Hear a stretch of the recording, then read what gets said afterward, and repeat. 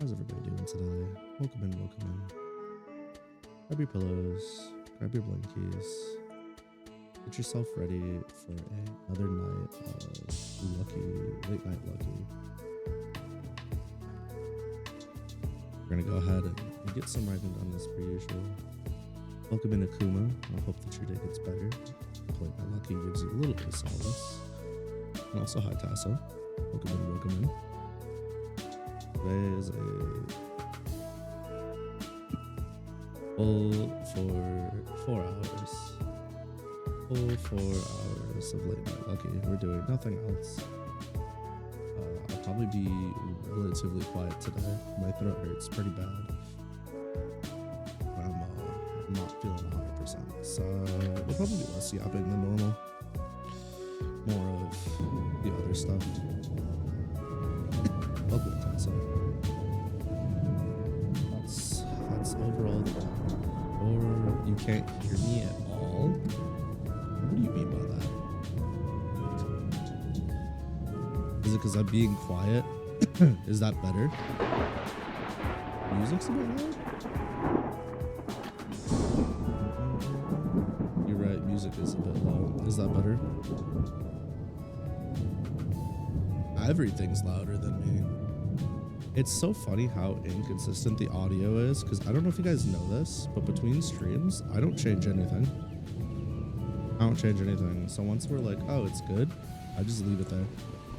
And then we wind up having these issues. I can't even be like, oh, I moved my mic, because my mic stays where it stays. I lowered the music. Is the music better? Are the thunderstorms still too loud? I could lower the thunderstorms too. There you go. Thunderstorms have been lowered. Music has been lowered. What are we thinking?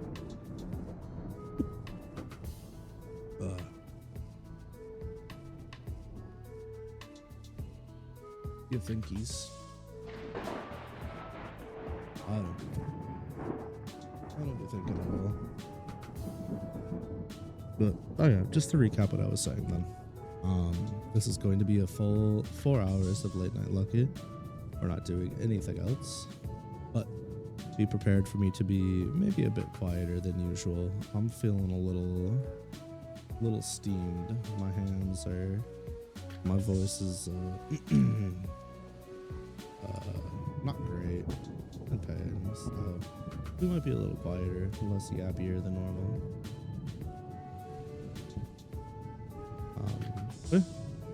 No biggie. I'm doing all right. Wound up having pizza and wings for dinner. Is great. Take your time. When you come back, hopefully it helps you have a better night.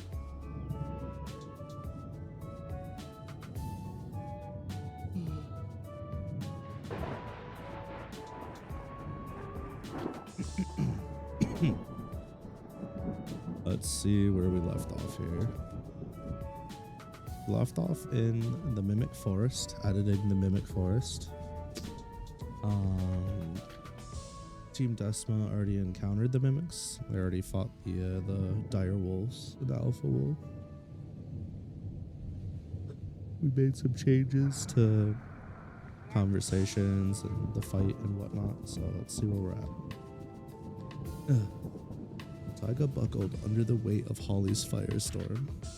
She had her sword sheathed and used her right hand to brace her shield arm. Ever so slightly, she slid backwards on the slippery terrain. That's important. Now, where are you? Her cinnabarrier slowly ate away at the flames as the foe Holly walked her down, continuing its billowing beam of flame. Taiga's body was drenched in sweat, and her jacket rippled, providing little relief from the heat. I might be able to do this by myself at this rate. Might be able to string. Oh, that was fucking loud. That was only loud for me though. Good.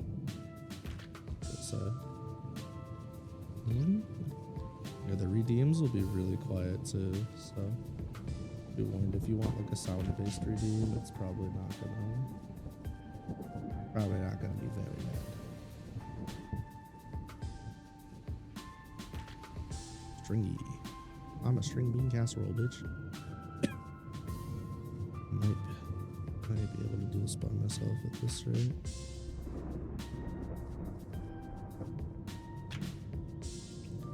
Tiger grunted as they took a step forward. Just need to get closer. It's the barrier.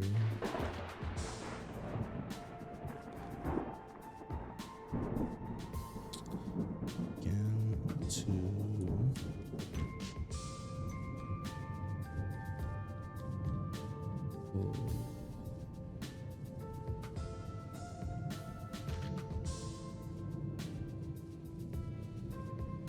Stem barrier.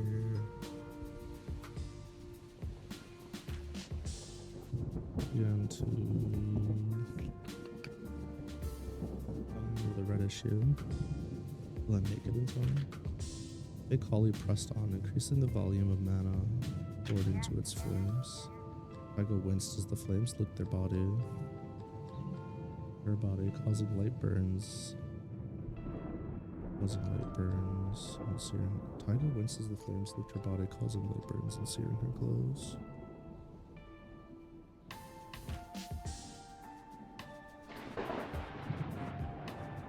As the flames seared her clothes, her body, causing light burns.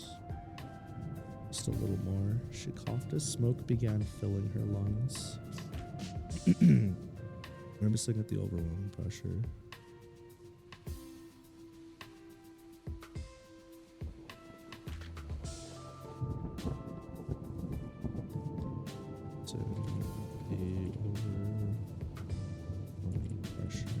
She coughed as smoke began filling her lungs.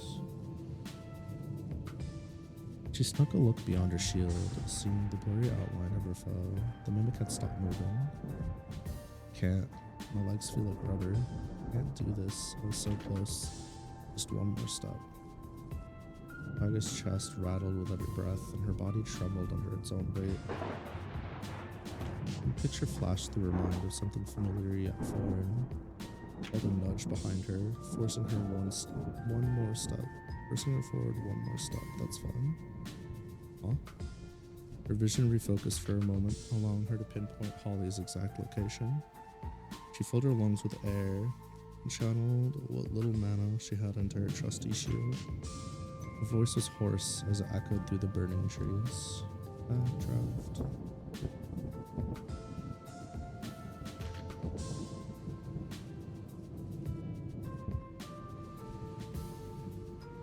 With a flash of white, magical sigil. With a flash of white, a magical sigil appeared a few feet beyond the shield.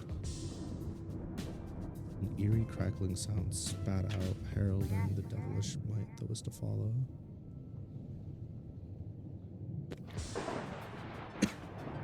In a split second, a flood of mana ran through the air, piercing through the mimic, a great many trees behind it.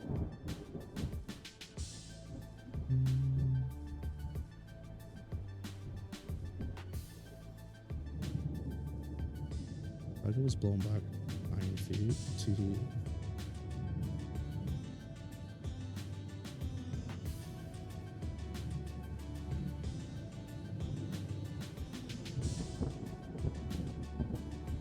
was blown back.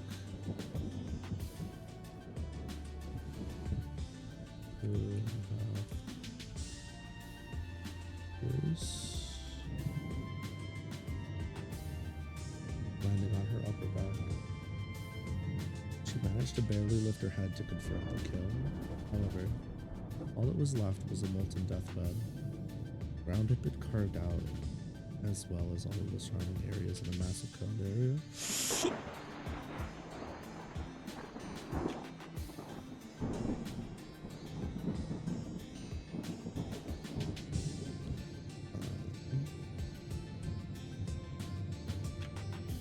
The ground.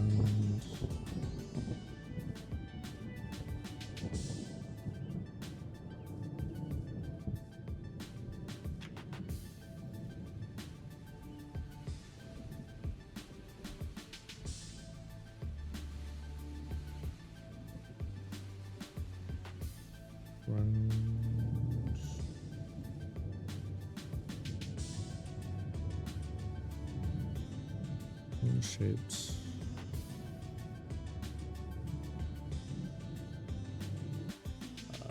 Cone shaped.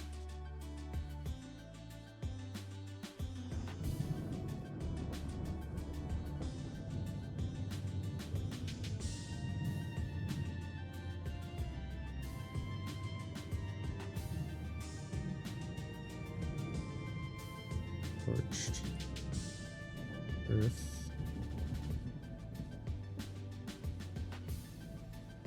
Torched earth.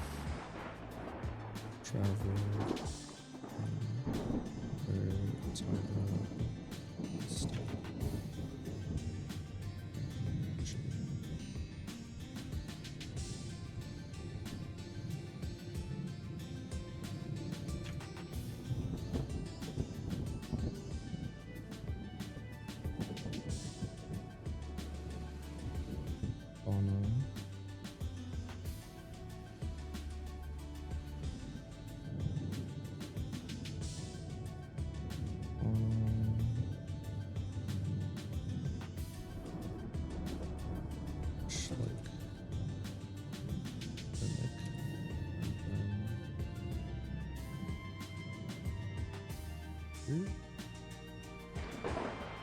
Stuff.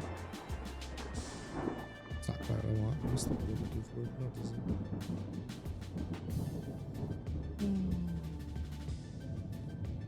Not decimated. Whatever. Don't care. Fix it later. Brain dying. Welcome back to Krma.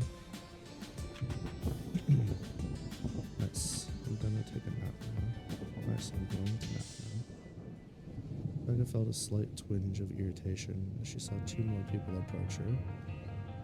Oh, guess I'll die. It was nice while it lasted. Clinging tightly to her beloved sin barrier.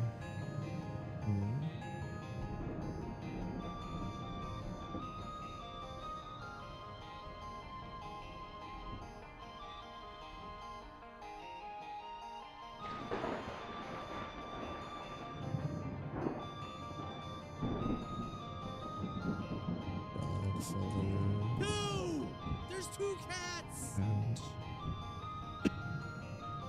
Onto, we're doing Late Night Lucky. It's where I play some relaxing music and work on some writing stuff.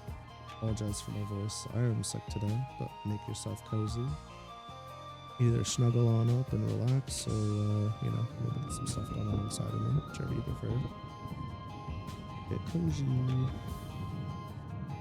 Clinging tightly to her beloved broad feather and sin barrier, she fell into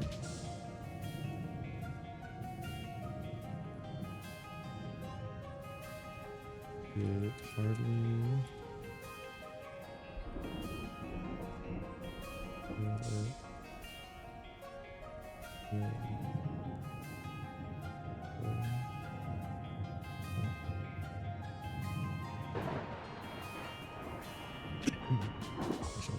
that's fine.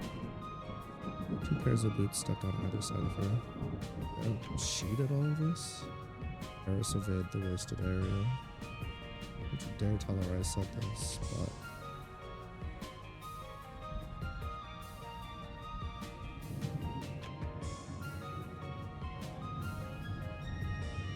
that was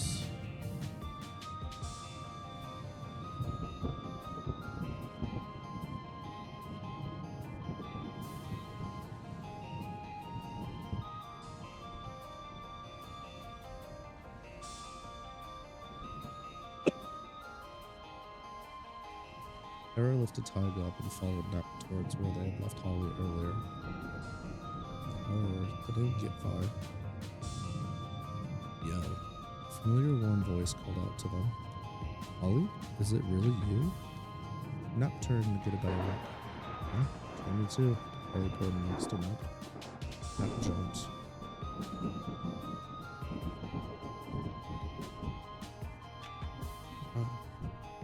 Stop doing that. Sorry. Just can't help it when you react like that, Jamie chuckled. Wait, Farrah said cautiously. How do we know you aren't mimics? Holly raised her hoodie, revealing a massive hole in her midsection, because mimics don't bleed. Holly smiled warmly before collapsing to the ground.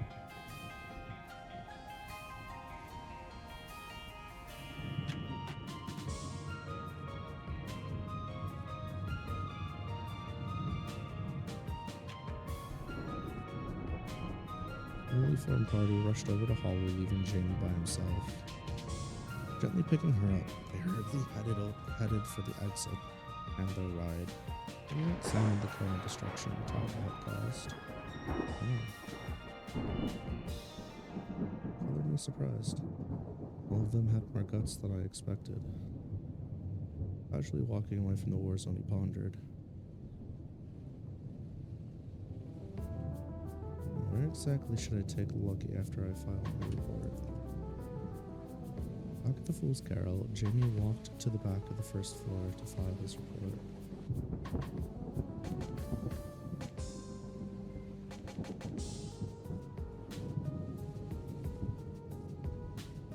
Once back at Fool's Carol, Jamie walked to the back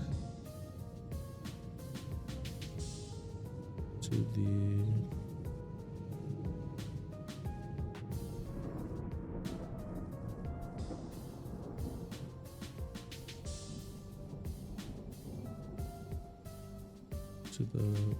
back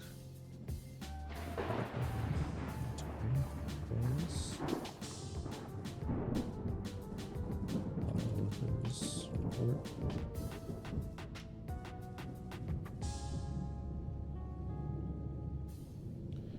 This isn't right either. Once back at the Fool's Carol, Jamie walked to the back where the guild counter was to file his report. We could do this. Walk to the back of the guild counter was. He had already sent Holly and her party to the local hospital for medical attention. He had already seen Holly and her party off at a local hospital for attention. After giving his report to an older man with pale skin and a silver coat,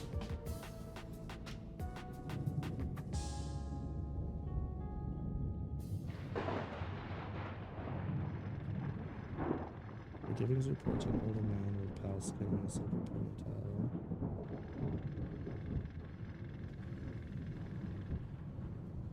That's not right.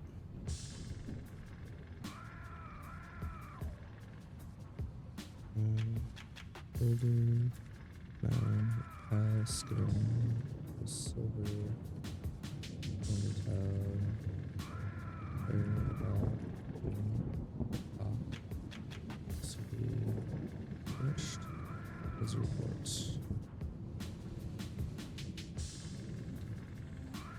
Man's golden name tag glistened. It's spelled red.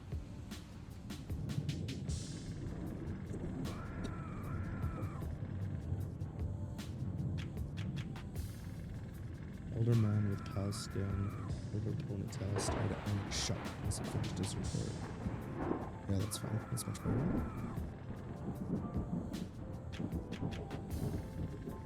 Are you serious? His voice was smooth for his apparent age. His blood-red eyes seemed to dance with interest. Yeah, like I said. Holly managed to beat my mimic by herself. They said absent-mindedly.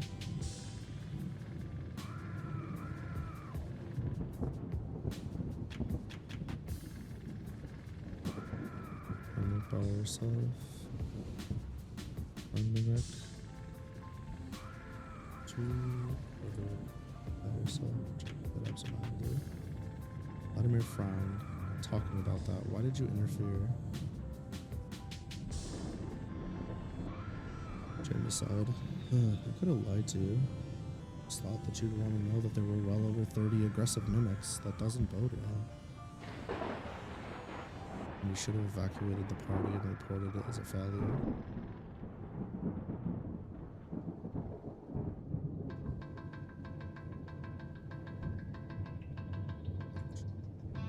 His fist.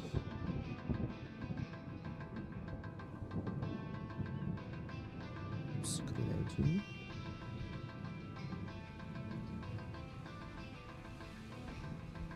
Are you sure? Not only do they masterfully handle the dire wolves, but there was an abnormally large alpha. Right, Vladimir said softly. And, Jimmy continued, the bearded group of mimics totally outnumbered after that. I'd go so far as to say that while Holly... I'd go so far as to say...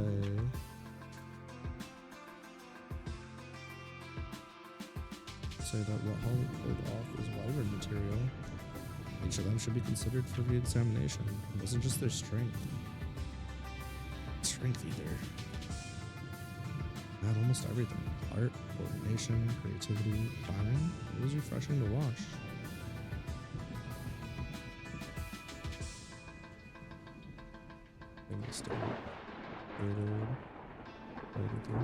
That's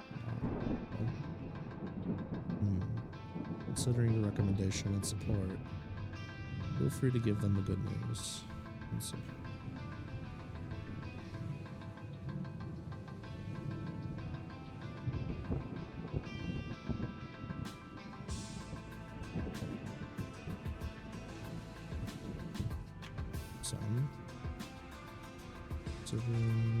the recommendation and support. During recommendation support, feel free to give them the good news. Although, it feels a Phoenix rank, it may be difficult at times for you to accurately gauge the lower ranking members.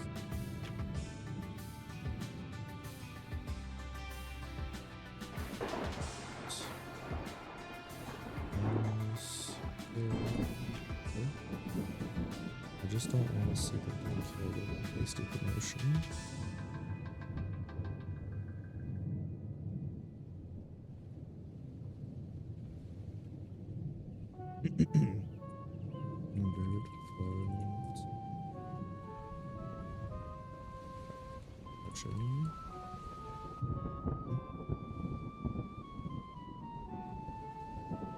Jamie nodded. I understand. Oh, and one last thing. Yes. I'd trust them with Lucky. Oh, speaking of Lucky, I'm taking off for the rest of the day. Vladimir raised his brow. But why? What's that got to do with her? I'm taking her on a date.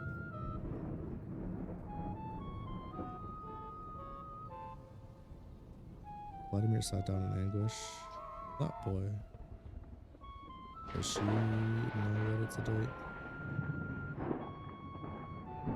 It's a date.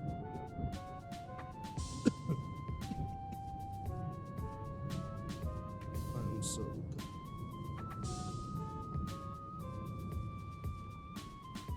Good thing I'm fucking cute. Shit.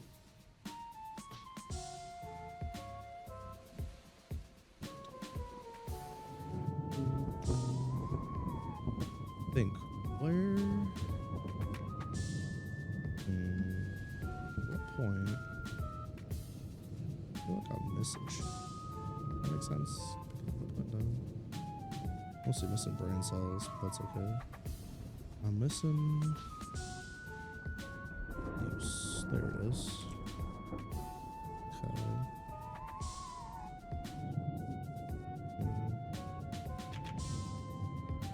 Nice sip of water. Cute.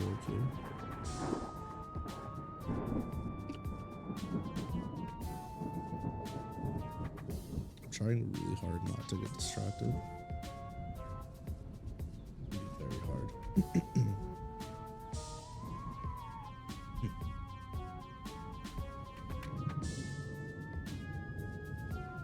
Okay.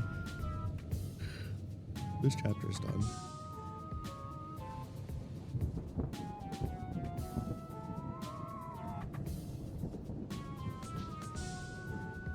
How much was that we just took? Probably not a whole lot. It was almost 1K done.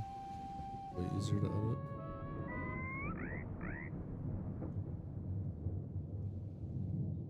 Wow, this chapter is 6,600 now.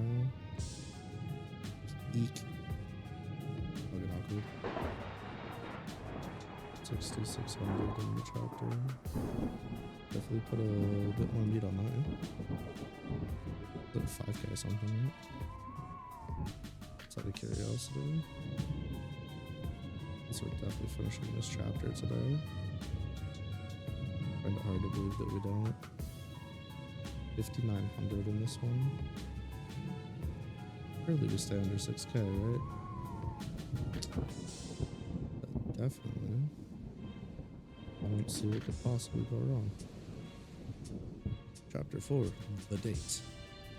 Jamie walked through the threshold between the guild's corner and the cafe with a cheeky grin on his face. He was greeted by the sounds of bustling maids serving their customers. Tourists and adventurers filled the establishment's seatings. He didn't come on. Buzzing around a rack from the store's entrance around the corner. It's about that time when everyone would be finishing up their quests. Made me alert for a while longer, taking it all in.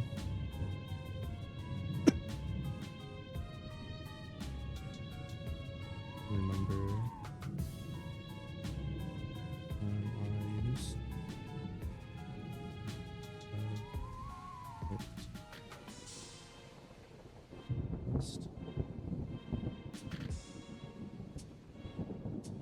Didn't take long for his eyes to wander in the direction of the bakery display counter. And that's mostly fine. Lucky's hair was up in a ponytail. She had tucked in her new, appropriately branded shirt into her dark jeans. The words, "The Fool's Carol," sprawled out across her chest in fancy blue and gold writing. Oh, we went with blue and gold. I forgot for that. She had a light blue bistro apron tied to her waist.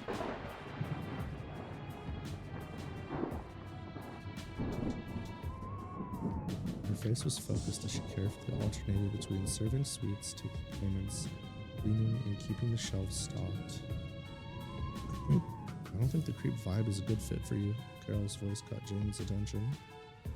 Jamie rolled his eyes. Haha, I was worried about her today, you know? Oh, you wasted your energy then. She did great.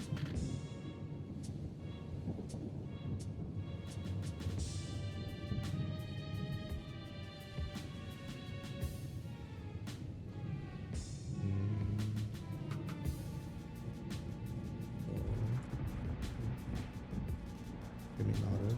Yeah, I knew she would. Although, Carol frowned. I didn't expect her to be so popular. Huh? Jamie's eyes widened. Let's just say she's already got herself some possible fans. I might have to train her to join the wait staff sooner than expected. Oh wow, so she's got a knack for this? Only time will tell. But she did manage to rack up an impressive number of sales and tips today. Belle rubbed her fingers together. I'm not even gonna ask, Jamie groaned. That's okay. I was gonna tell you. Last I checked, she was about 1,000 CDs.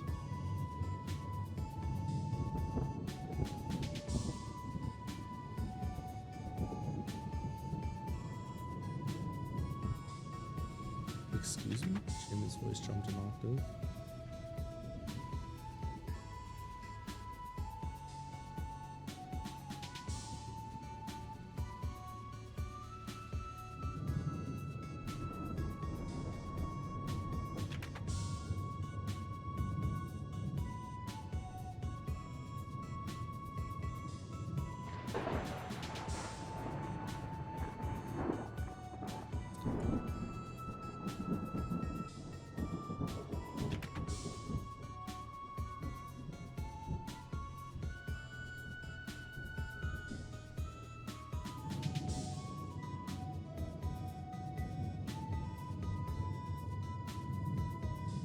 Makes more sense, let's say CDs. Thanks for the headphones. Big appreciate.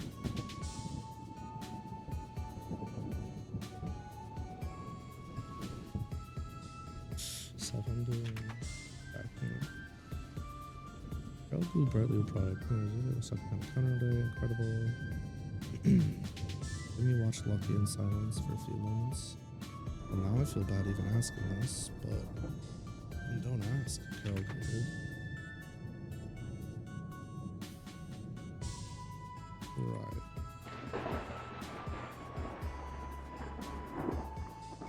I'm letting Lucky out early. And by early, I mean now.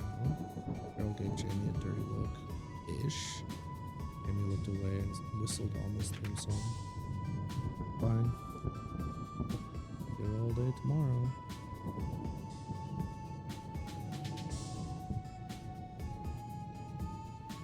Shrugged. Why don't we go ask her, Jamie suggested. We walked over to the counter. Carol went behind her and Jamie went off to the side in front of the main display case. Fine. Oh, hello, Jamie.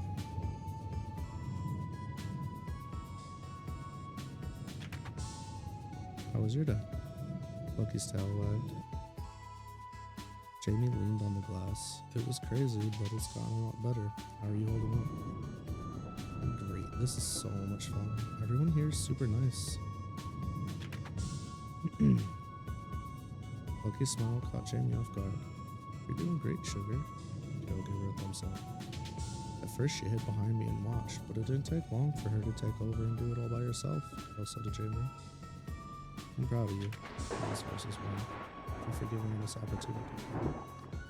Lucky blushed. So can I get you anything? Actually I was wondering, do you want to get out of here and go do something? I have to work a full day tomorrow though. Amy pointed to Carol. Boss gave you okay. Fine. Lucky looked to Carol to do a simple nod. What was it again? After Abert pulled out a pink metallic part with a set of engravings on it. I gotta transfer the CDs before I go. Carol went to place her hand on Lucky's shoulder, but quickly returned it to her side. No harm. The money that goes on that card is attached to your employee ID, meaning anything on there is what you've earned. Lucky gave Carol a hug, squeezing her gently. Thank you very much today. I learned so much. We're sure to get loads of sales tomorrow.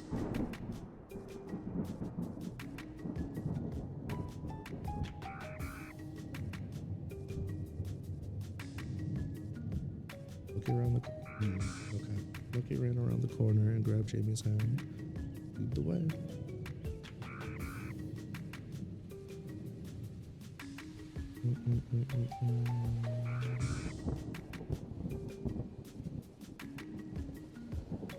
Around the counter to the side. Lead the way, she shrilled excitedly. You have to make a stop first.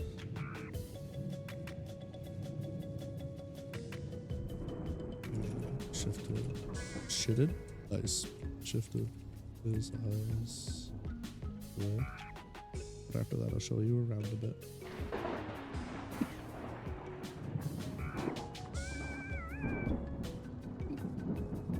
Where's my camera?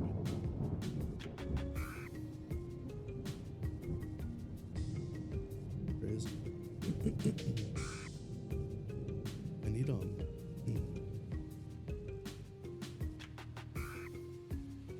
extra fucking long nap.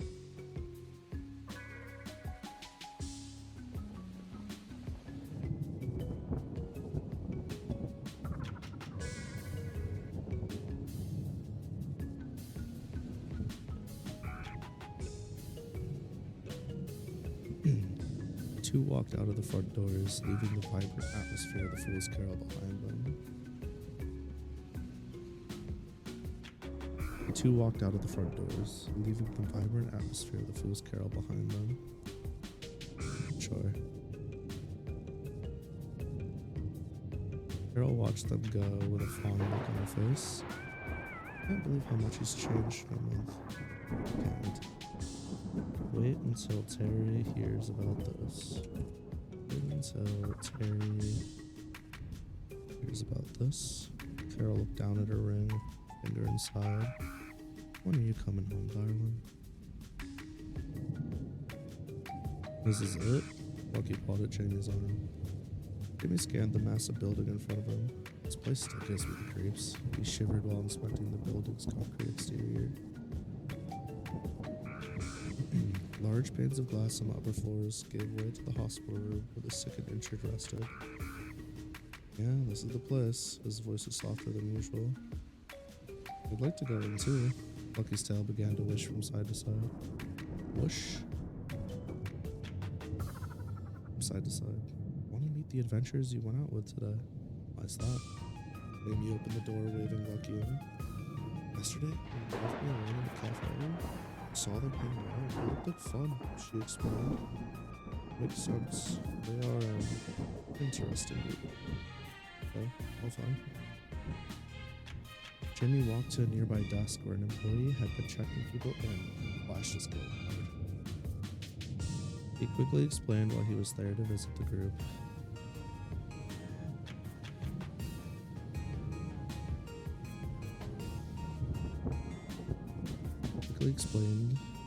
He was there to visit the group he had dropped off earlier. The receptionist pointed down the hall and told him a room number. Then he gave his thanks and walked back to Lucky's side. The two...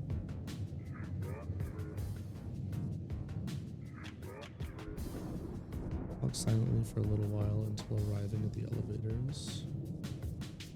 No way. No way, I've been wanting to ride one of these. Lucky's ears wiggled. What is it with you and riding things? Jamie chuckled. It's just fun. Plus if I'm riding something, I don't need to walk everywhere, she reasoned.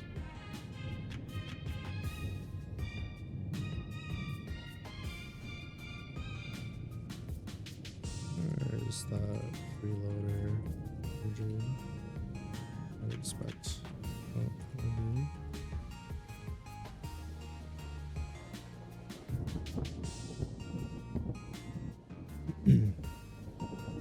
The elevator opened up, welcoming the two inside.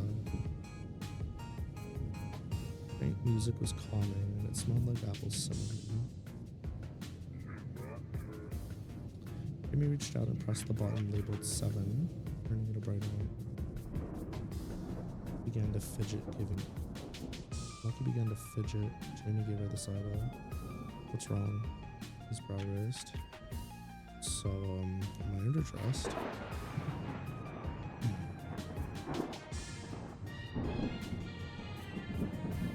Her voice was low. Or what?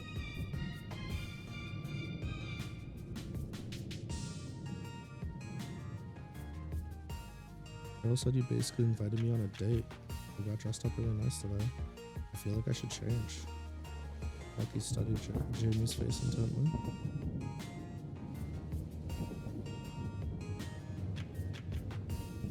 So I feel like I should change. Tips of Jamie's ears fevered. Oh, you aren't underdressed. I just felt like looking professional for their exam today. Let's see. Lucky's dropped.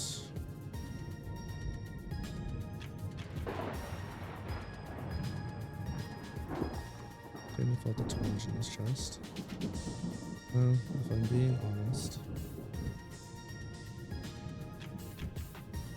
If I'm completely being honest, bro, please send help. If I'm being completely honest. He hesitated. It's not a date. I see.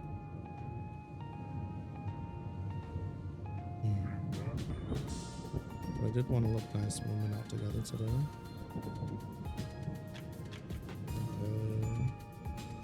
Okay. But I did want to look nice when we went out together today, said Connor. Lucky smiled. I could change them? You don't need my permission to change, you dork. And he blushed as he turned away.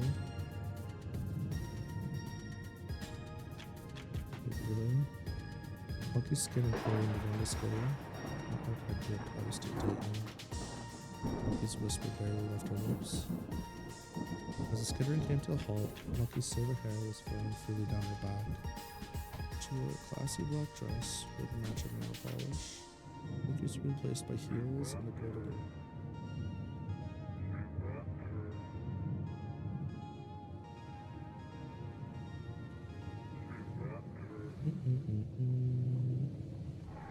Blue silver. Twin tiles were. Going further down her back. Fuck.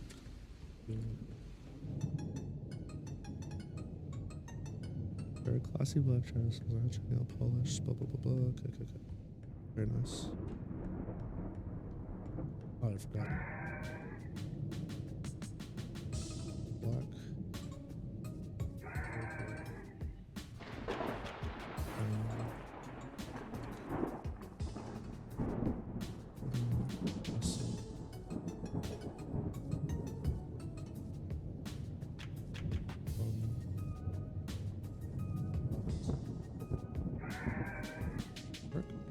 Is.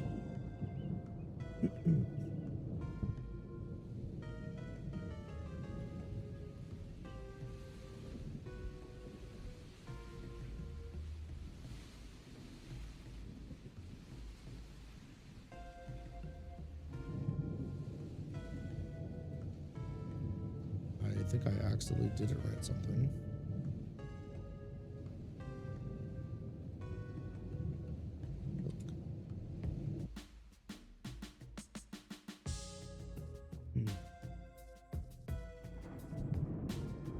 Hi Cam, welcome in. How it do? How it dooby doo? How it Scooby Dooby Doo? What's wrong with me? How do I stand? Doing okay, just vibing. In the right place, we're just vibing. This is just you and Millie grab a fucking blanket and a pillow. Also, Split Lives looks crazy. By the way, from what little I actually got to be fully attentive and present for.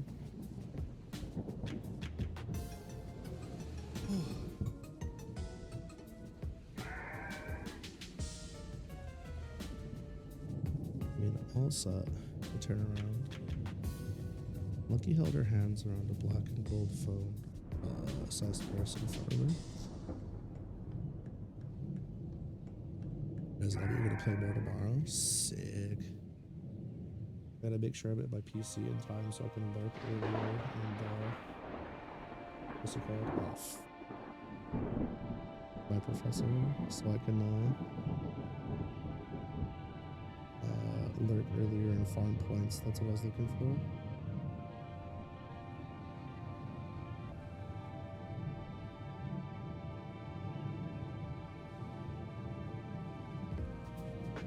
Give me one sec, chat, sorry.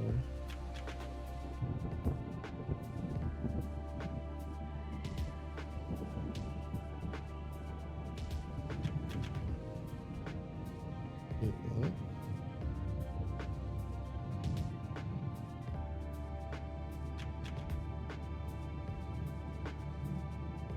Okay. I've returned.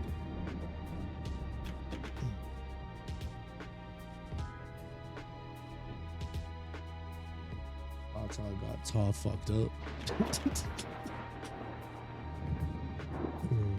Their character went and got shot. Jamie turned around and Jamie turned around and stared at her. Fuck.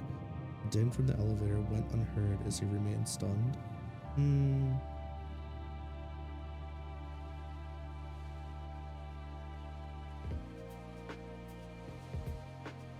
Bewitched.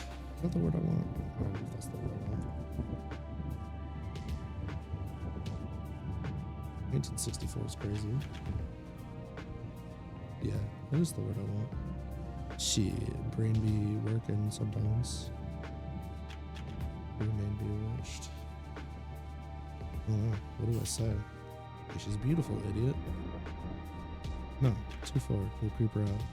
Okay, just play it cool. You can't do that. She'll get upset. They specifically chose this. Oh crap, she's staring at me. She must be wondering why I'm not answering. I'm so screwed.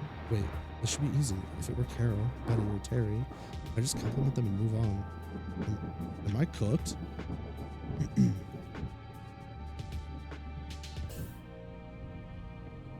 We felt drip, sweat, down, back, snack. As he remained stun locked. Hello?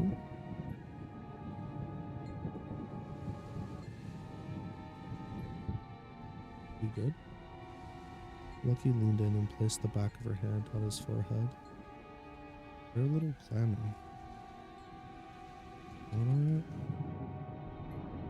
Concern was apparent. Jamie shook his head. I was just thinking how I'm feeling a bit underdressed myself. Undressed?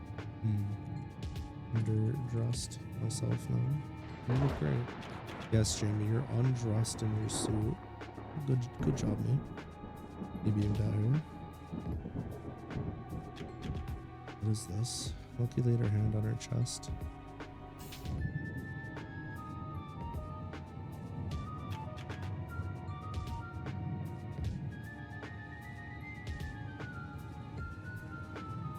I guess must be those sections.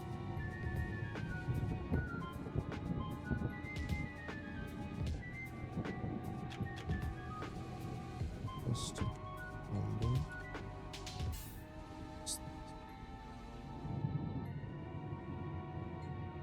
Smiled sweetly at Jamie. Couldn't find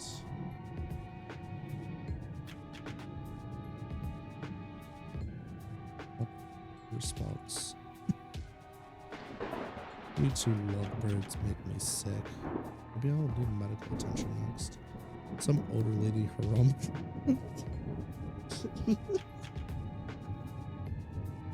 Why did I say that?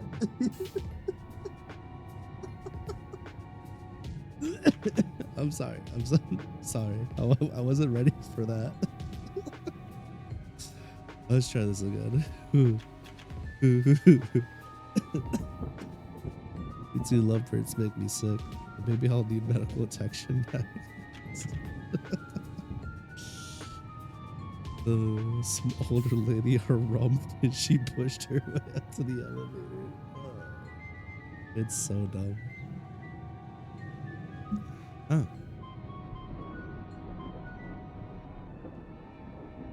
Saved.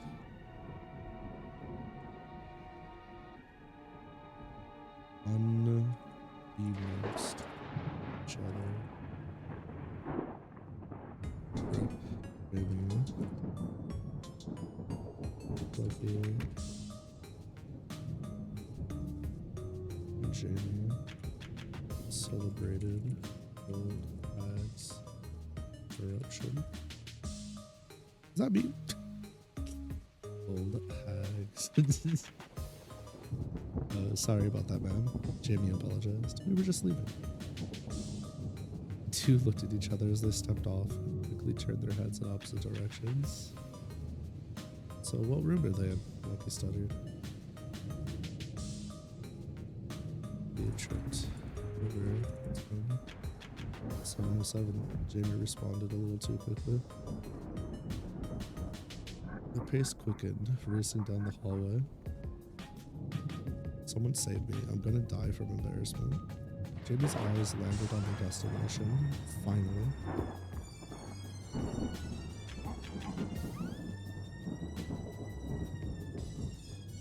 Actually, you know what? Sorry, Jamie. Lucky's eyes landed on their destination. Finally. Finally.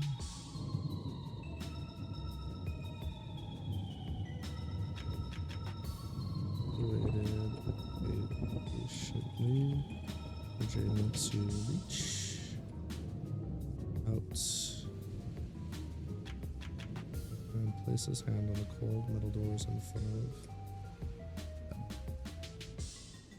She waited patiently for Jamie to reach out, place his hand on the cold metal doors in front of them. Fine. Were labeled with a set of large bolt numbers. 707. There it goes. What's happening with the speed runner? Like over.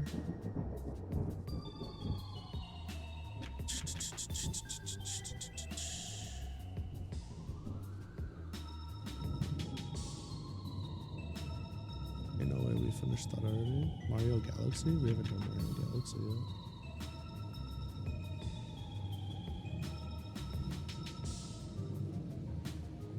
Nice. Channeling a small bit of mana into a terminal on the door, it reacted swiftly. Okay, stop.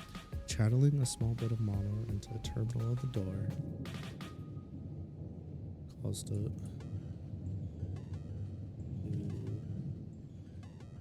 react swiftly and slide sideways, pocketing itself into the walls.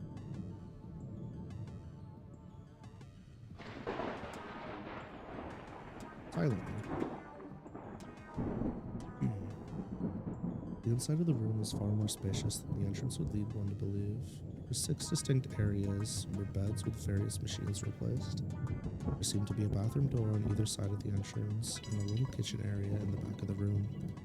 Massive panes of glass that led to the balcony let in ample sunlight for the weary adventurers inside. Jimmy's gaze traveled to the 2 nearest beds. Tara was asleep on the left and Tyga on the right. I don't have any bandages, but an IV bag labeled Ryan was hooked up to them. To her.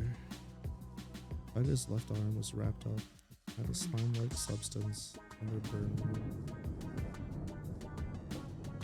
Ryan was also being pumped into their veins. The other 2, Jimmy wondered out loud. I was hoping to talk to the silver-eyed one. Lucky piped up.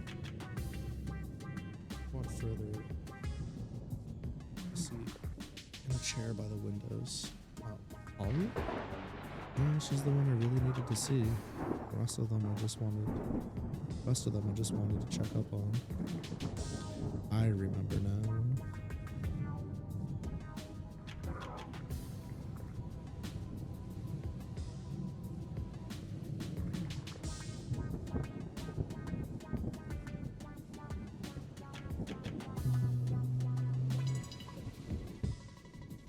About asking us to walk to the counter, Carol behind. Oh, Jimmy, how's your day?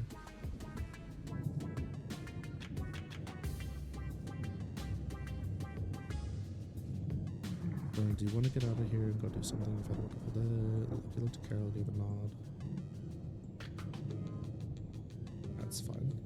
We're fine.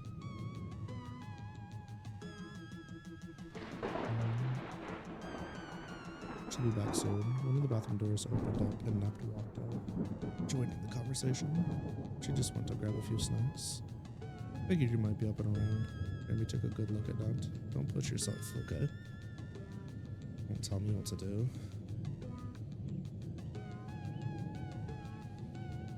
Up so dryly. Lucky started walking towards Jamie. Just worried about you. You don't need to defend your boyfriend, I'm just tired. I'll nap it off shortly. Nept flopped onto the bed next to Tara, going to sleep.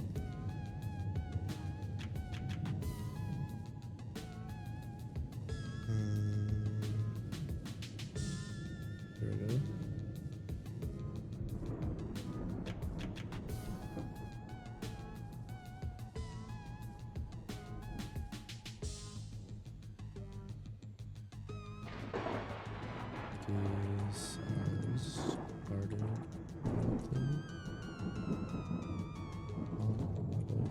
Boyfriend.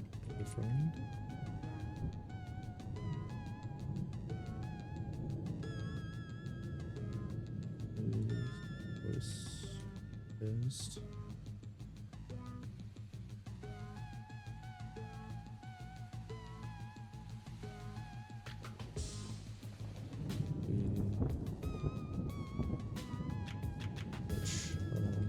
Having a hard time. Lucky's voice. There we go. That flopped onto the bed next to Tara. Whatever you say.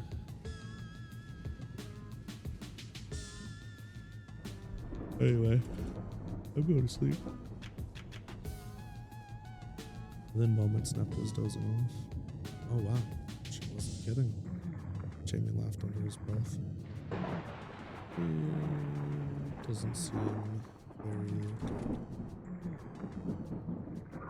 Doesn't seem like he's very good with people. Lucky plopped down next to Jamie. I think so. When I saw, she cares greatly about her friends. Sure, she's a bit prickly. That might just be part of her charm. Jamie shrugged. See? You get it. Hey, Astra, how's it going, honey? Oh, come in. See? You get it. Oh, shit.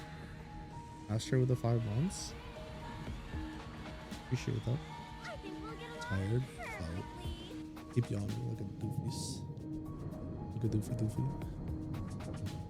I don't know if I need a bot to tell me 3 times that somebody subbed, but okay. I still can't figure out which bot it is telling me that. I gotta go through my bots again. At some point. Kids aren't sleeping yet? Use the brick. So you get it. Holly's voice came from the entryway. How's it going, Jamie?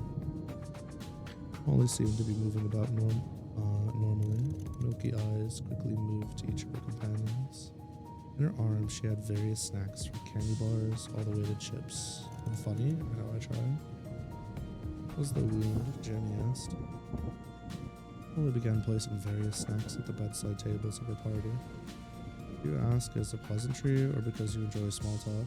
I'm sure you gathered that I healed up already. I apologize. I didn't mean to come across as rude or demeaning. Yes, I'm aware of your regenerative properties. Just didn't know to what extent yours function. Jamie waved his hand across his midsection. Holly raised her nightgown, slightly revealing that the wound had healed, leaving behind a strange scar-like circle on her abdomen.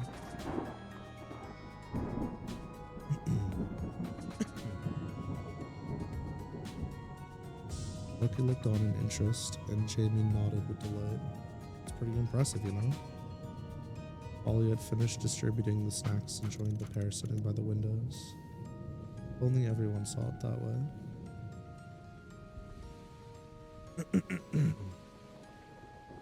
I understand how you feel. Jamie's eyes met the ground for a moment. I appreciate the sentiment, but I believe it's truly impossible for a human to understand how I feel and the ostracization I've had to deal with over something like this. Oh, Holly. Little do you know, Holly, but I believe it's truly impossible for a human to understand how I feel.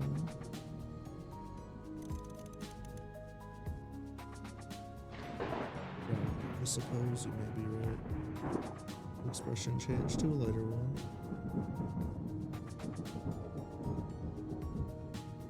Oops. His expression changed to a lighter one. Well, I'm here on official guild business before I take Lucky out on the town. I presume this means Vladimir has made his decision. Holly crossed her arms. Yes. Vladimir would like to extend the rank of Krma to you and offer your party the opportunity to expedite Taiga's sparrow rank, Jamie said with a wide smile. Holly thought for a moment. I'm sure Taiga will accept the bump in rank. However, I'm afraid I'll have to refuse the Crota promotion. Jamie raised his brow. Oh, and what makes you say that? I'm fully aware of your interference in my exam. And you said yourself if you had to step in, I'd foul. But if that weren't the case, I managed to slip up multiple times, causing my team to take unnecessary risks.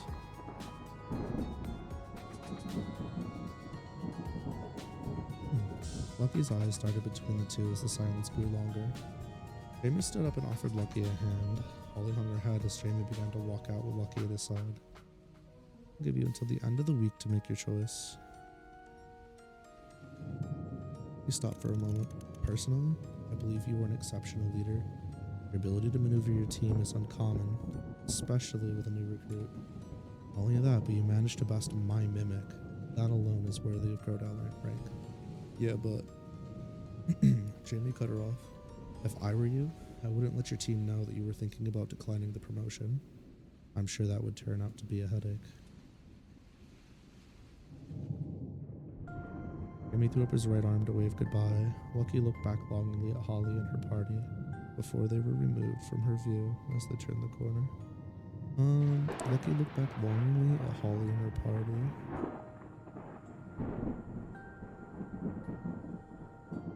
Before they were removed from her view as they turned the corner. Short. It's a weird sentence. I'll have the editor double check this one. Comment.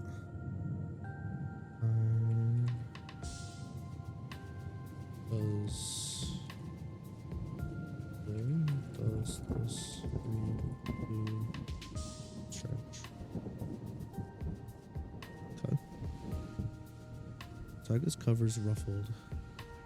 Tyga's cover's ruffled as she sat up. Jamie didn't interfere though. Tyga rubbed her eyes. Oh, you're awake. Holly turned to Tyga, and he did. There are at least another 2 dozen mimics closing in on us. Tyga had a nervous smile. You're joking, right? Holly shook her head. Oh, not even a little. Tyga shifted her gaze to the doorway. A glint of fear in her eyes. Jamie took them all out then. Obviously Furball, not yawn. Dude's a damn monster. Hard to believe a wyvern could do all that. Tara rolled over. Ollie laughed. Good morning to you guys too. And you should know he isn't a wyvern. Oh, it would make sense for a dragon to do that without a problem. By good reason. Yeah, dragon. Ollie looked outside. Ollie's teammates shared awkward glances. Anyway, Tyga, I think you deserve a reward for your performance in the forest.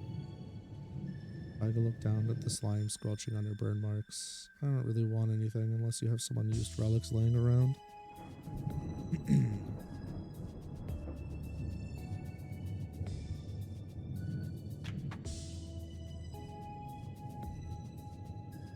Reach. Light stand. Snagged.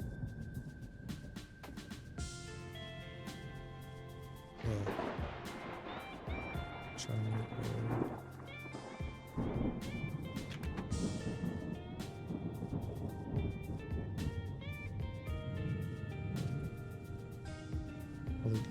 Actually, I thought of something you might enjoy more.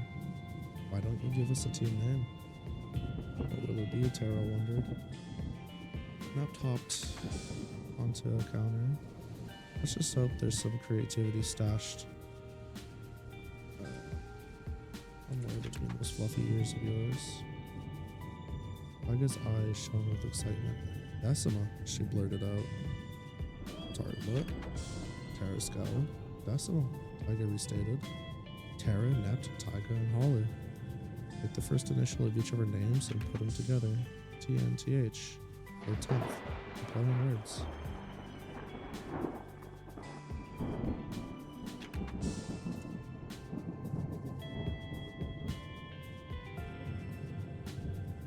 Tyga slipped forward to her nightgown pocket. Missing an E there, furball.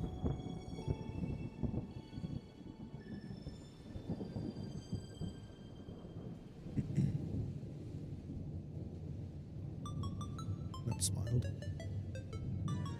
Probably gave it a thumbs up. I like it. Kinda good with it. Tara rolled back over. Everyone likes the name. We'll be known as Team Decima moving forward. Holly grinned. Now we just have to complete a bunch of quests to give the name meaning to the guild, Holly exclaimed. By the way, Nap said, you did alright out there. You too. Pushed.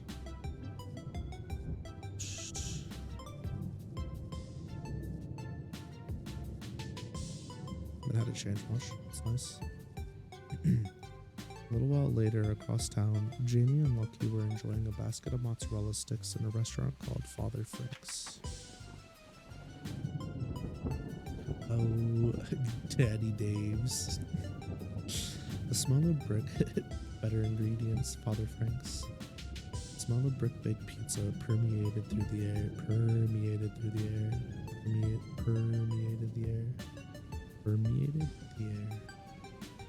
smell of brick-baked pizza permeated through the air.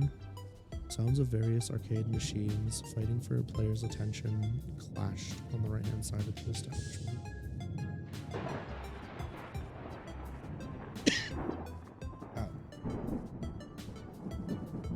The two were seated on the left-hand side of the building across from each other. The black and white tile beneath them seemed to have eye. Jamie dipped his mozzarella stick into a cup of warm marinara sauce.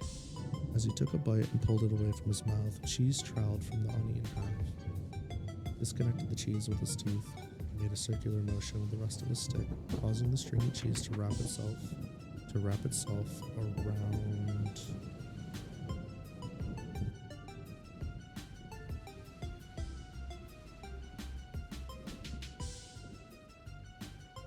Around it, sure.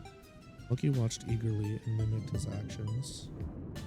This is so good. The towel bounced happily. I saw you eating these a lot in your memories, but I couldn't figure out the taste. You know, that reminds me. Jamie took a moment to study Lucky. It sounds like you were an absolute natural today. Yeah.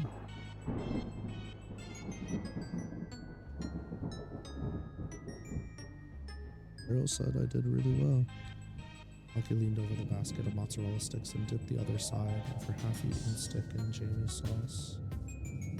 Did you, Jamie shook his head and finished off his mozz stick as well. Lucky grabbed another mozzarella stick and wagged it around in the sauce. Oh, what?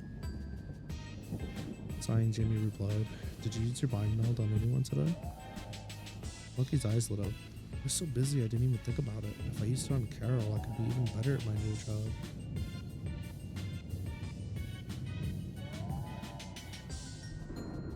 That's a good idea, Jamie. Thank you. Might change that. Jamie's face was expressionless as he took a bite of his sauced-up mozz stick. He chewed slowly as he watched Lucky happily mowing through the basket of food. Lifting his left arm, ran his clean hand through his hair. I shouldn't bring it up. Remaining silent, Jamie's eyes took an adventure around the pizza parlor before closing.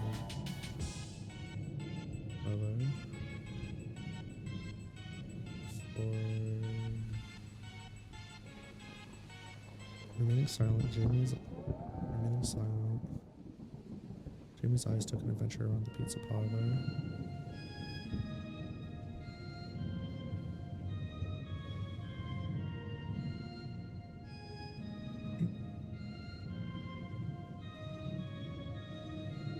Take long for closed.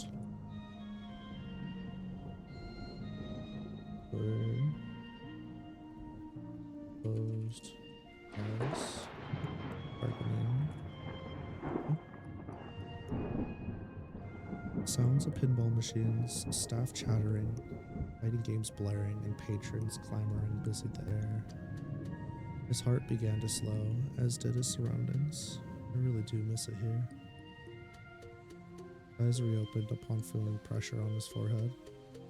You feeling okay? Lucky's head was placed directly against his own, warm. Her ears flapped in response to his ears flapped.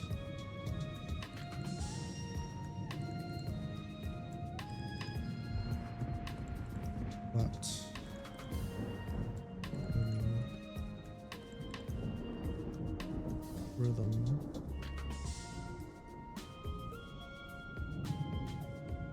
To a rhythm.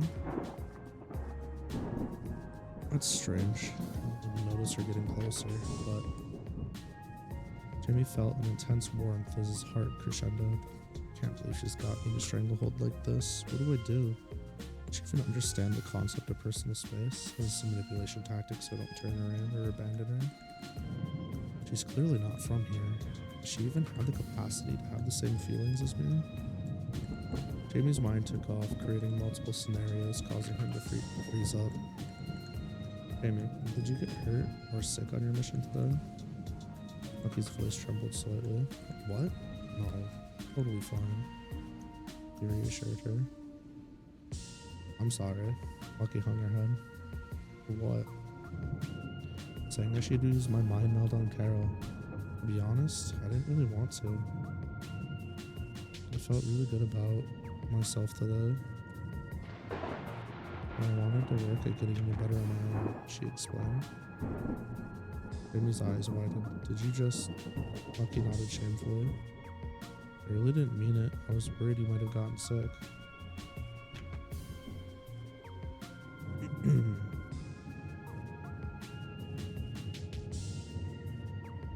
Okay, it's fine and well.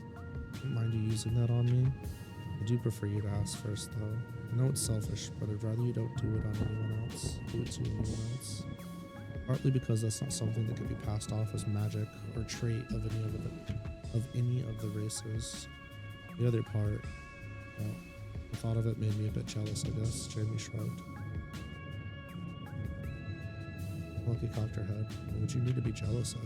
What would you be jealous of? Do I really need to spell it out for you? Jamie groaned.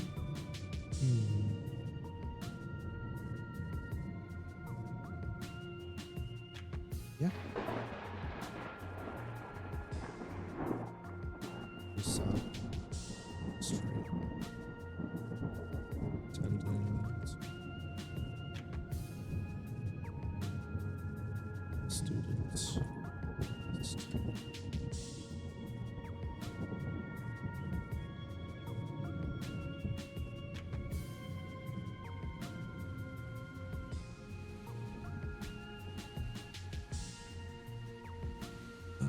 Fine. Thought of you mind melding with someone else felt wrong.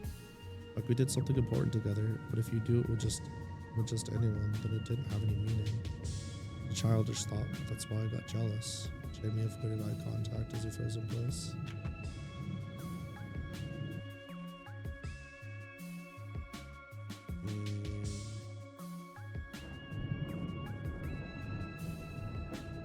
His legs. His body felt like... Lucky stood up quickly and pushed her chair back.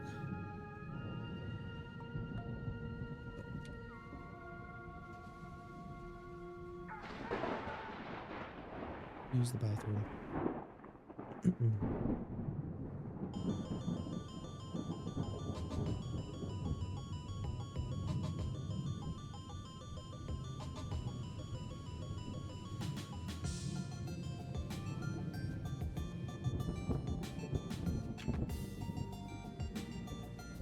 Voice shook as she raced away towards the ladies' room. Once at the bathroom door, she placed her hand on it, causing it to retract vertically. The inside of the ladies' room was spacious and smelled very nice. It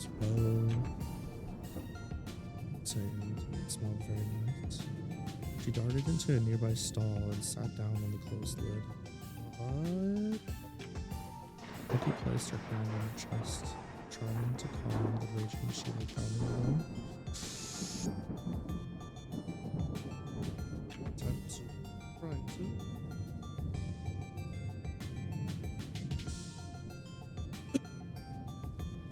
Hold on, I gotta mute.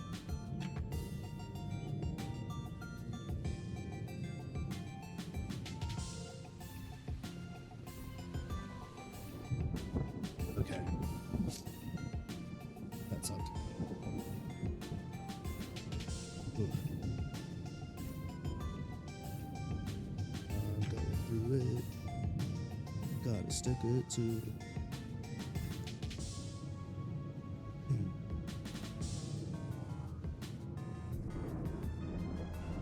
Never thought about my mind mode.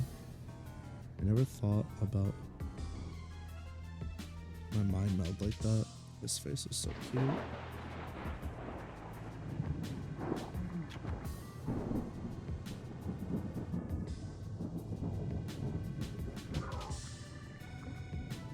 Wish I could get to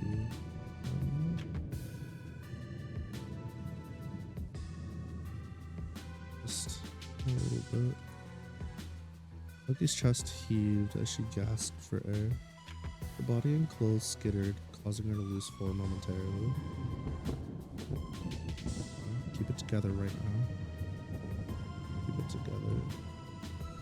I need to get back out there. The door to the bathroom opened.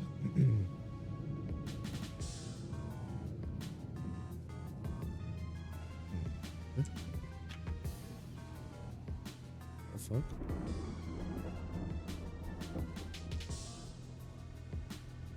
Someone goes in.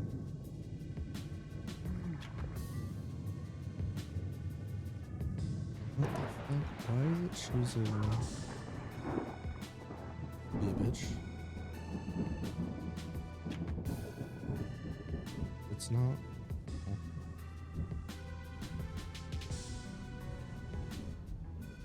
What? That was super weird. I couldn't hit tab because it would tab a completely different line. That was odd. The door to the bathroom opened and Lucky could hear someone walk over to the sinks. Where she could go. Waving her hand over the toilet, she caused it to flush. I don't want anyone to know I was just having a freak out session here. Opening the door, Lucky nosily.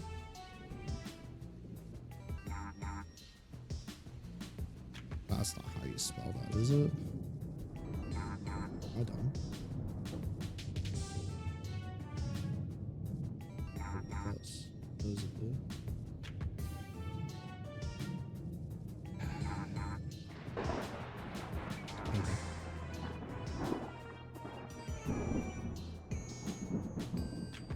Okay, how did it be? I'm funny. Closely looked at the person who came in. It was a girl with light green hair and tan skin. Her yellow eyes reflected brightly in the mirror. Does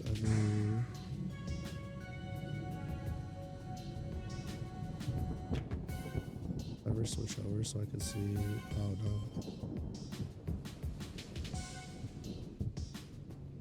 Never did show me. And I kind of want to do something, but I also don't want to do shit at the same time. I'm gonna be honest with you, Chief. Sounds like you need a break. Maybe whatever you do is something that gives you that break. Or maybe you just don't do anything. Don't know. Maybe you just flip a coin. Heads for don't do anything, tails for do something.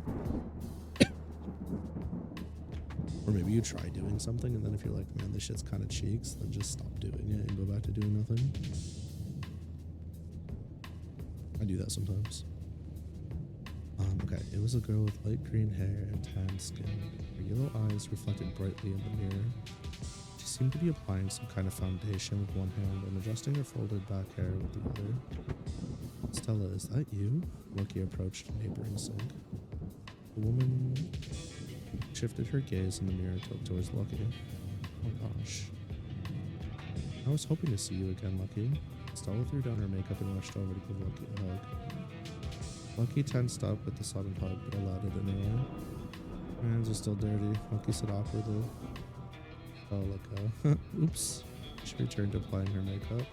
What brings you here? Don't you work at the Fool's Carol? Lucky nodded. Yep. My friend Jamie got me out of work early and has been showing me around. Oh, that's why you're all dolled up. Stella. Lucky. And Jamie of yours. You wouldn't happen to be an adventurer registered with the Fool's Guild, would they? Yeah, why? Heard he's quite the looker. Stella paused slightly.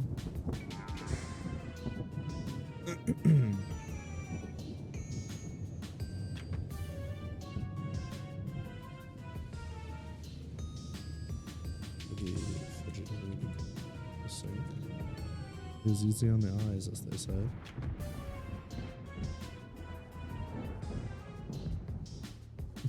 No one says that anymore, Sylvia. Sylvia closed up her makeup and shoved it away into a fancy-looking handbag. Anyway, I was really impressed with you at the cafe today. Thank you for keeping me company for a while. I know you were really busy. Lucky finished washing her hands and tried them off on a nearby air conduit. Actually, I wanted to thank you for talking to me. You really helped calm my nerves. Something about your voice was so familiar it put me at ease. Lucky smiled fondly and headed for the door. Stella abruptly called out to Lucky. Hey, wait. What is it? Stella paced nervously for a moment before pulling out a bright yellow phone with a chain. Stella paced nervously before pulling a bright yellow phone.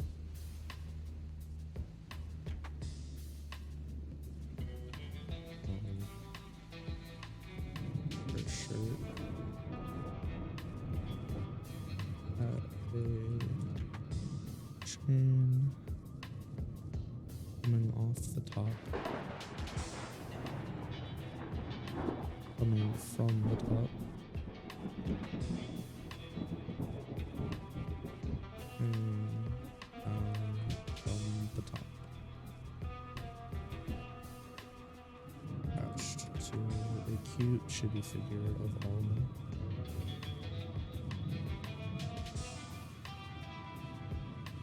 She held her phone in front of her face. Will you exchange numbers with me? Lucky's eyes lit up. She turned around quickly, and her dress skittered before popping out a pink phone into her hands. Before popping a pink phone out into her hands. Looking back around, she excitedly pranced over to Stella and held out her phone. Ding! Chime of the phones verified the information transfer, and Lucky looked down at her phone to take a look at Stella's profile information. Her eyes widened. You're a fan of Algo too? Lucky exclaimed. Stella covered her mouth. Yeah, something like that. This is awesome. Lucky's tail began swishing through the air. Now I have 3 people I can talk to. New to the phone thing, huh? Stella looked at Lucky's barren waistline of her profile. You know, maybe I can help you get your information set up sometime. I would love that. Lucky was barely able to contain her enjoyment. Can I text? Lucky's voice was drowned out by the sound of an explosion coming from the dining area. She looked at the door worriedly for a moment before rushing towards it. Stella took off too, staying right behind her. Bursting through the door, Lucky and Stella were met with a cloud of smoke. Lucky scanned the area, trying to make out where Jamie could be. After moving forward a bit, she located Jamie in the midst of a brawl. 3 men of varying races were at his feet, out cold. Another 3 men stood behind a rather tall human man with blue slick-back hair and a white 3-piece suit. He had a scar peeking out from behind the dark shades he wore. My apologies. I wasn't aware that you'd be here today.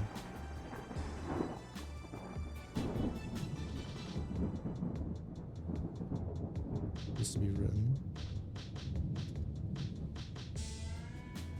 Well, hello, beautiful. What'd you do? Huh? Nothing at all? Huh? That's crazy. Oh, I love you.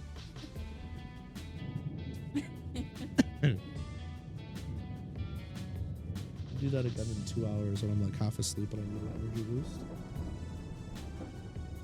And do a runway walk at a 360 real quick. Yeah. You're like, I'm gonna be sleeping. The lo-fi music and the thunderstorms are cooking my shit. I'm like, how do I, you would think I've done this enough times that it would have no effect on me. Yeah, I love your shit. I'm gonna wear this out today.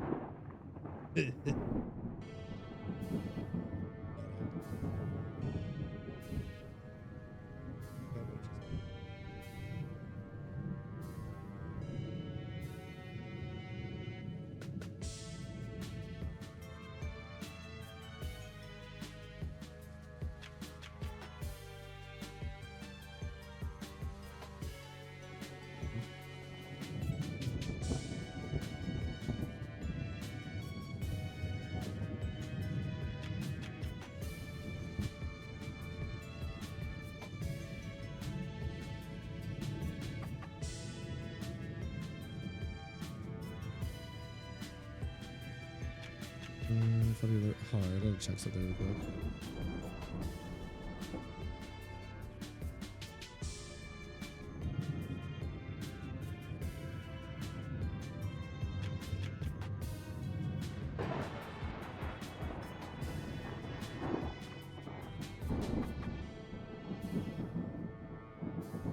My apologies.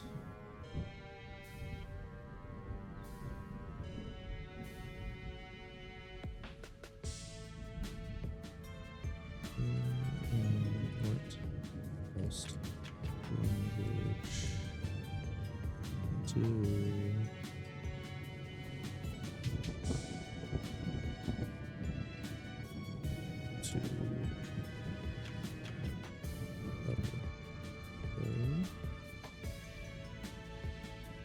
what's supposed to be involved? I don't know.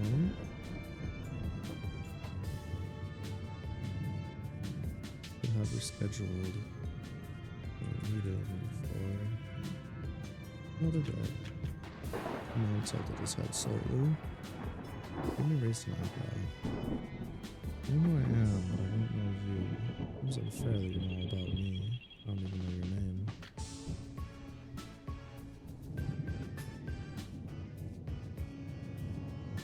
Yes.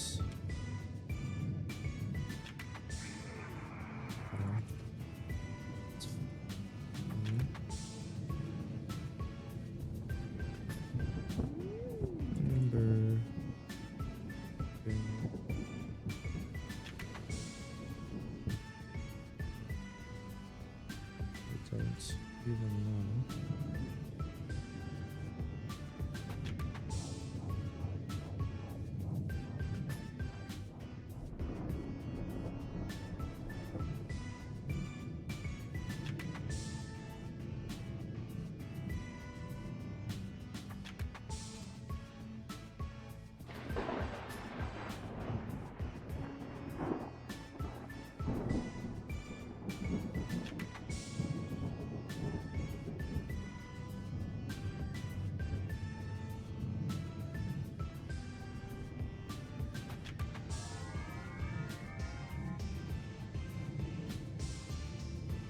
Where is me?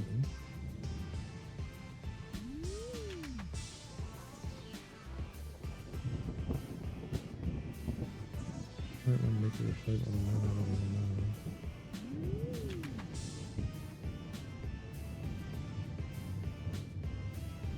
and then this is Hainme. That temperature is.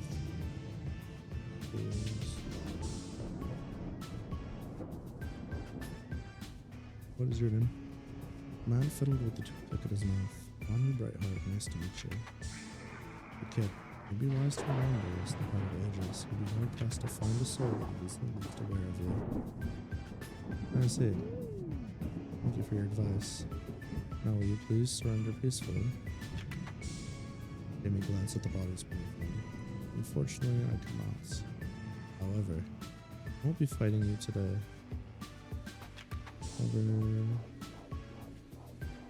won't be fighting you today.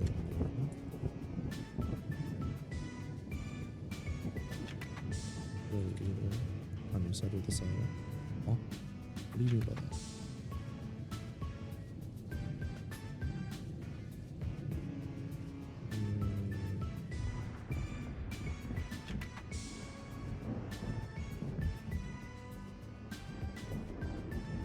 Relaxed slightly. please, I said. Donnie took a step forward. I have no intention of trading blows with you today. Agreed? Jamie jibed. Do not mistake me for a hired hand that would fall for your level of parlor tricks. No secret to your technique. I simply do not yearn for battle while there are fair maidens around. Donnie nodded towards Loki and Stella. Jamie glanced over his shoulder and clenched his teeth. Okay, I can respect that. So what do you propose? Donnie took another step and placed his hand inside his suit. Simple business do. Go on. Jamie remained in a combat-ready position. Donnie pulled out his phone and flicked the screen a few times before showing Jamie a picture. You see, kid, Father Frank here owes the Marriott Mafia some money. I'd be willing to forgive that. But even pay him even compensate the mess here. Donnie motioned towards the giant hole in the wall. There's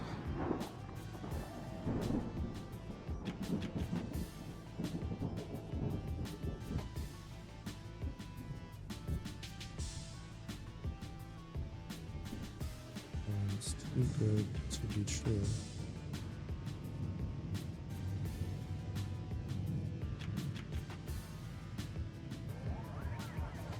What's expected of me? Trickcast. You would meet up with me for a talk at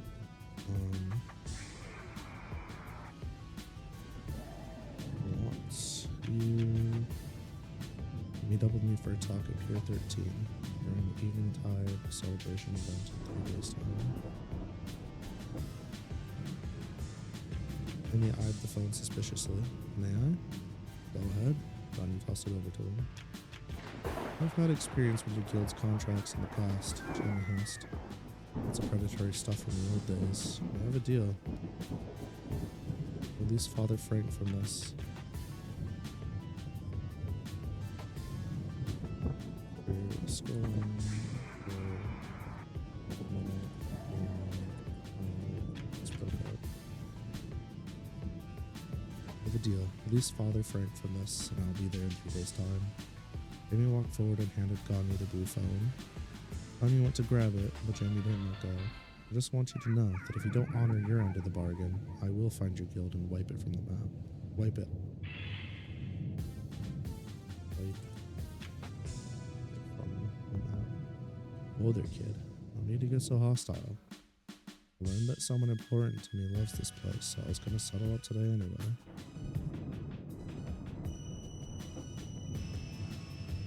Gonna settle up on let's figure 2 birds, 1 stone. And your small grew large. I just figured getting involved, I'd kill 2 birds with 1 stone. Anya's smile grew large. Plus, any man who doesn't honor the word is no man at all. Now are they? What the fuck? Amy moved to the side, allowing him to pass by. Sorry for the trouble, old man. Anya motioned to Father Frank's terminal, and the proprietor slid forward.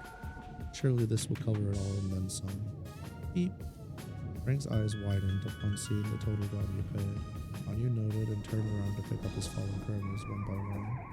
The weight of the limp bodies had no impact on the speed of his movements as he carried on. Once he walked out the gaping hole in the wall, he looked back to Jamie. I will be seeing you again, kid. What a strange guy. Jamie sighed and began picking up some of the leftover furniture. Are you okay? Lucky ran over to him and gave him a hug. Yeah, the 3 guys I fought were no problem. Lucky shook her head. That's not what I meant. That's not what I meant. I love this place. Oh yeah. Jamie looked around, surveying the damage that had been done. Franks will be fine. It's been through worse. I'm gonna go talk to the old man, make sure everything's straight, and take this statement. Sorry, I gotta work on our date. Lucky smells awful. It's okay. I'll have you to myself later. Myself later, she teased.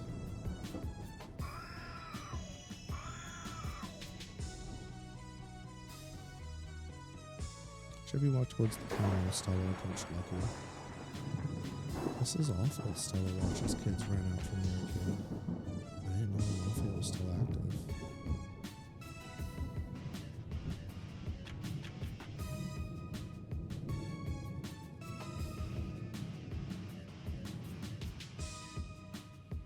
Oh, the mafia.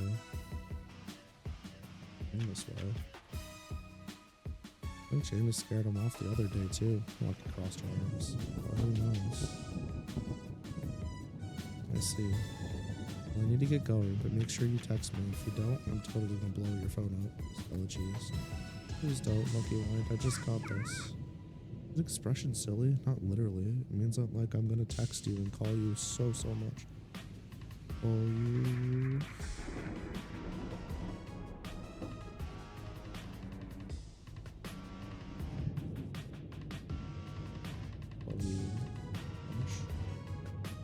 Lucky blushed. That sounds nice.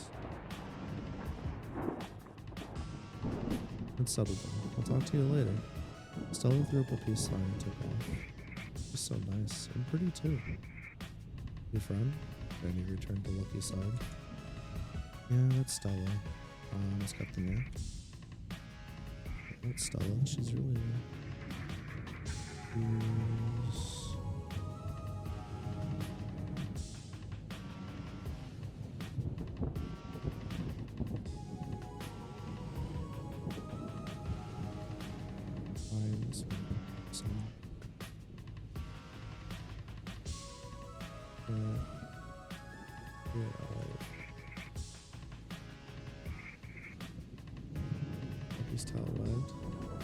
I'm happy for you.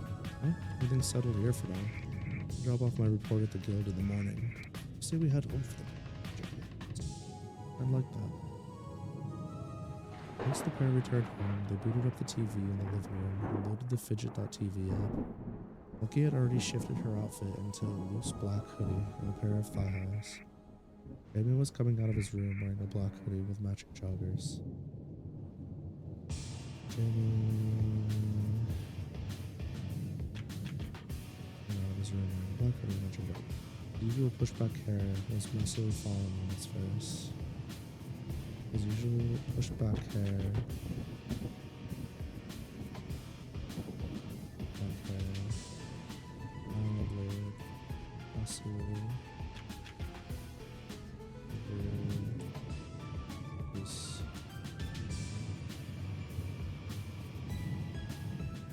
called out to him as he was yawning. Hey, can you get some pop? Lucky caught a glimpse of Jamie's chiseled midsection.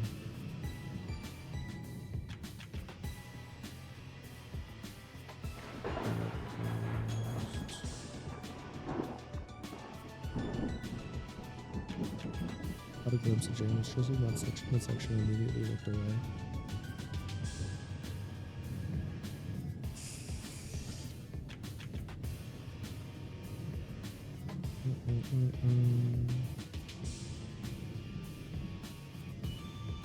Oops, here's what?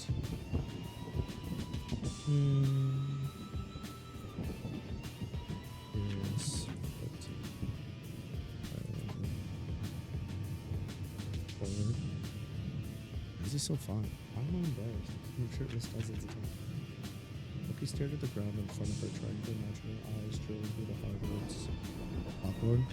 And held out a bowl of popcorn in front of Lucky's face, causing her to slap against the couch. Yes, please. Lucky grabbed a handful and shoved it into her.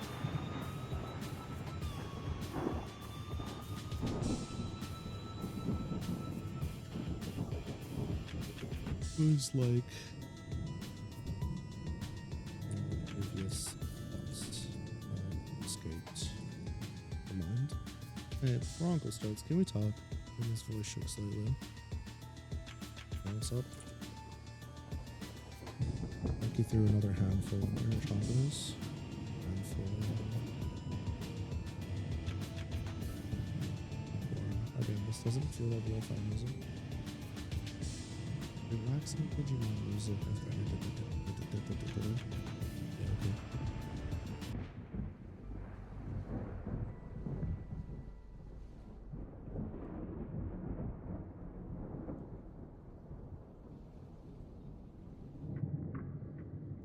That's also not it. That's not it. Eyes on my road. Seriously start sleeping in the loft? Why though? Lucky's voice was muffled through her snack.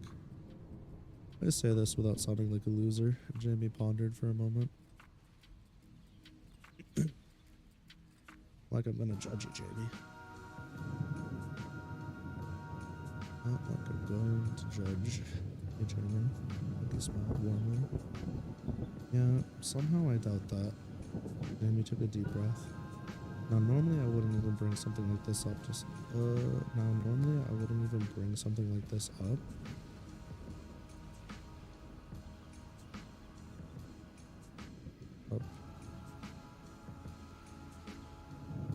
But we literally live together.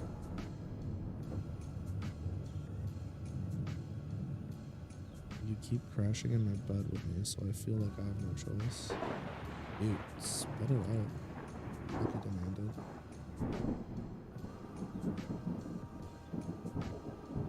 I'm attracted to you, and it's getting increasingly awkward with how handsy and touchy you can be. Sorry.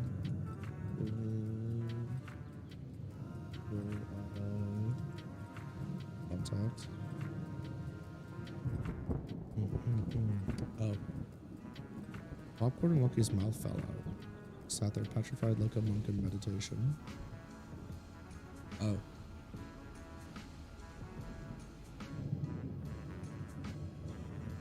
Yep. Hear me so dryly. Oh. Lucky repeated. Uh-huh. Amy confirmed. Hello, cuties. Anka's voice blared through the TV speaker. Both Jamie and Lucky slowly turned their attention towards the TV. Neither of them spoke another word for the rest of the stream. Uncle hit Master Rank in City Brawler 6 towards the end of the stream, but they didn't react with the usual fervor.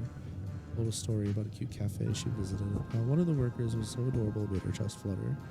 Once the stream ended, Lucky got up. I'll do the dishes. You can go get some rest. Right. Thank you. Jeremy got up slowly and walked down the hallway to his bedroom. Good night, Lucky. See you tomorrow, Jeremy.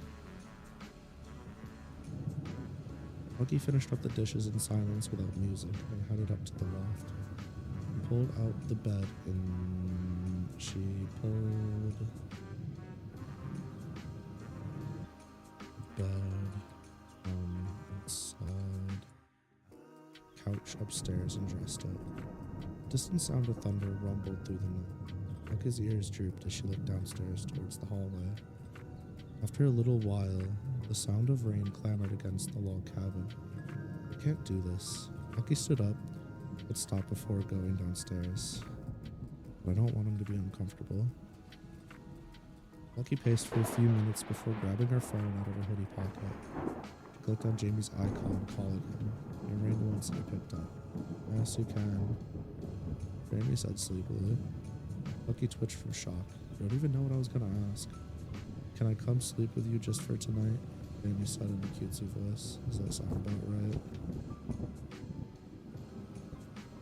Right on the money. Right on the CDs. Lucky said. What's the credits at this point?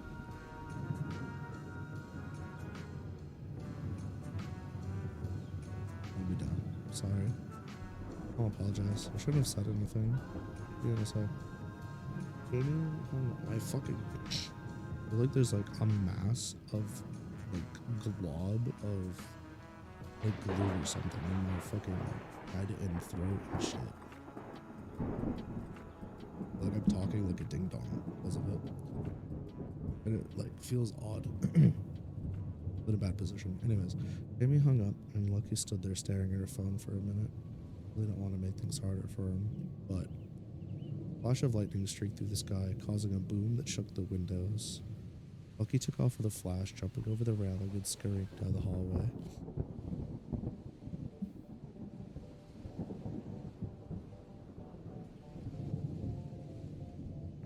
She raced into his room and jumped under the covers. A second crash spooked her, causing her to press up against him. He groaned but rolled over and put his arm around her.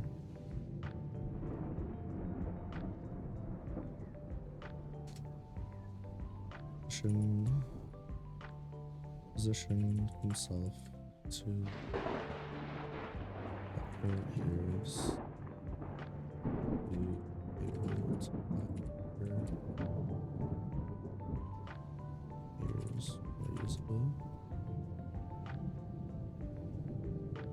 Go to sleep, it's just a storm, Jamie said softly.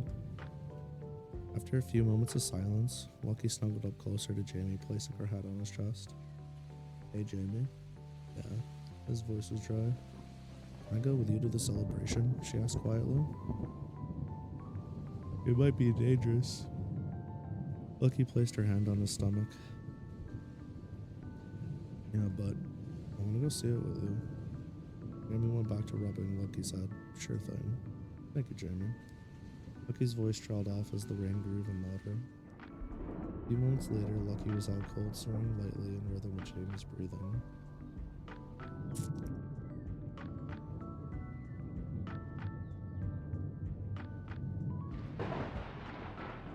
It's like dead.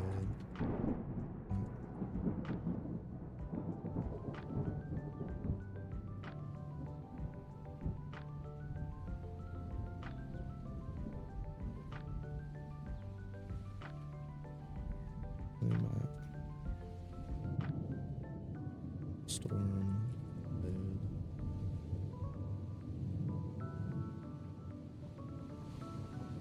Of what's it called? Not solitude. Melody of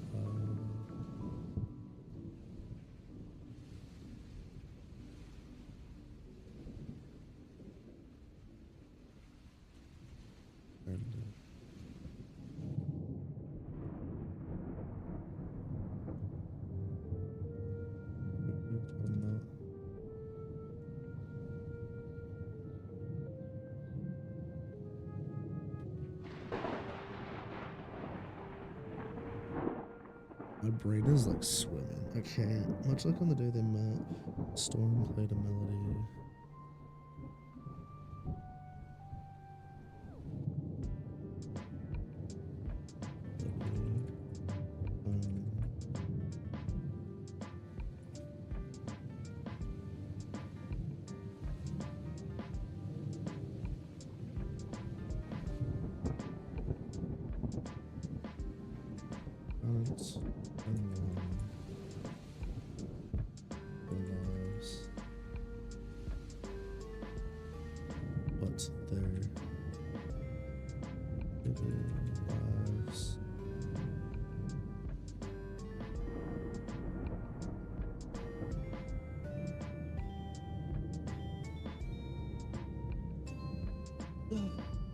That's chapter.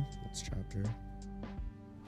we're like 5966 or some shit. Where are we at now? It's a long ass chapter. Hello? Oh no, it's not that bad. So while editing, we wound up adding literally 300 words. Teehee. Oh, maybe. I'm sensing a theme. Makes sense though, because I was really tired while writing this sometimes and sick. So there was like parts that I like kind of glossed over or skipped over, and some sentences I said, fuck it, let's just get through this and write it so it's written. I know what I said would happen. Almost like when writing a draft, can't expect perfection.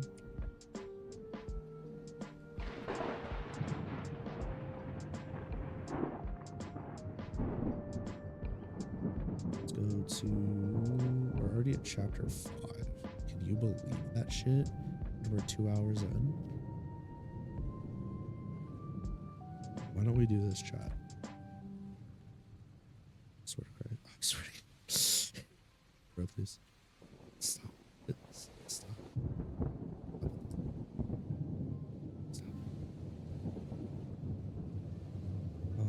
Why don't we do this? Why don't y'all take a 5-minute break? I'm gonna take a 5-minute break. We go fill my water bottle. Check out my wife. I'll be right. Alrighty. I'll give my eyes a break too. I'll be back in like 5 minutes.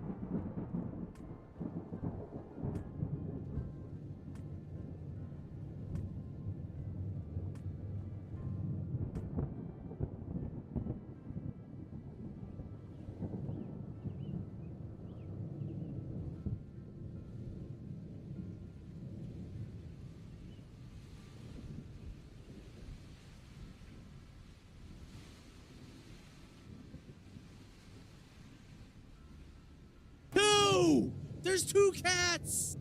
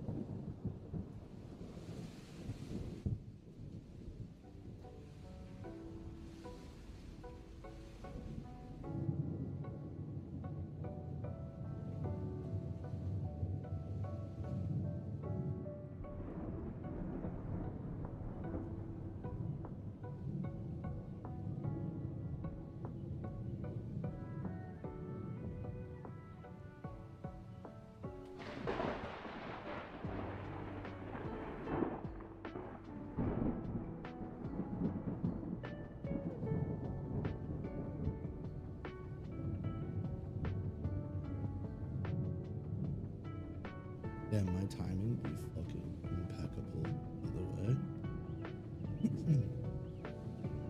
Welcome in, Carl Kais.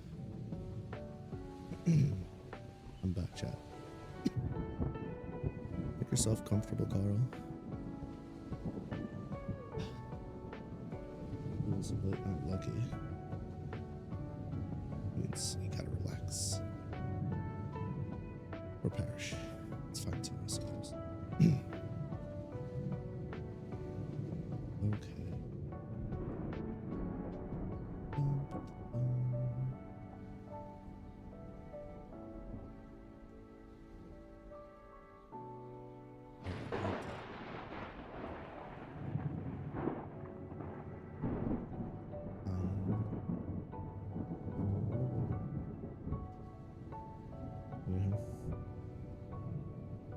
Say we gonna get back up on this horse.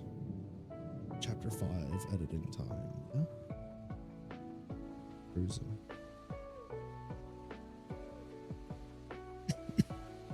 Lucky stood before the Fool's Carol in a freshly made outfit and apron. Today she wore her hair up high in a messy bun with side bangs running past her chin. She listened to the muffled sounds of people chattering inside. Can't believe I get to have so much fun while working. She swiftly pushed her way into the establishment, revealing that the seats had already been filled on the lower floor by adventurers. Hey, sugar. Lucky's ears perked up at the sound of Carol's voice. Lucky ran to the counter. Manager? Carol tried to hide her smile. Call me Carol like you have been, Lucky. Okay. Okay. I just wanted to try it. I read about it online. Lucky pointed to her phone in her apron side pocket. Cute, but unnecessary. Since you're here a little early, will you clock in and start stocking these? Carol motioned to stack up boxes behind the counter. On it. Lucky hovered her card over the box on the counter. Beep.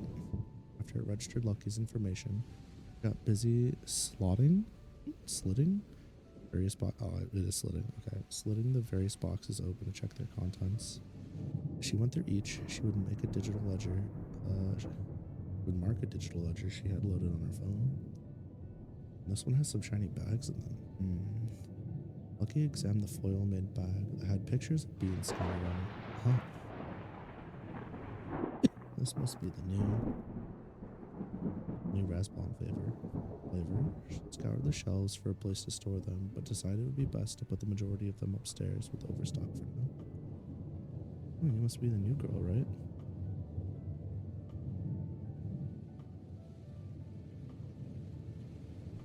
New girl. I've heard so much about.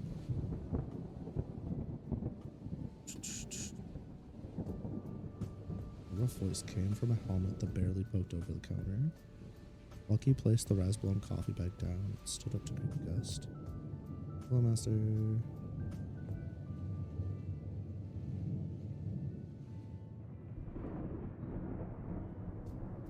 Like, we do the cat speak for this. Hello, master. Welcome to the Fool's Carol. The Fool's Carol. How may I serve you today? Oh, hi. Aren't you a sweet cookie?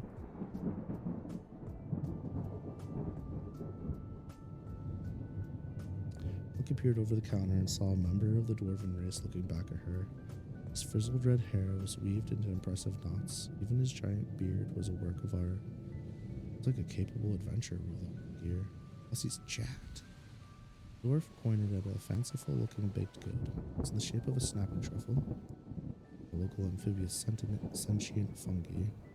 It seemed to have some kind of whipped topping on it and a tag denoting strawberry flavor. Oh. Good choice, master. Master.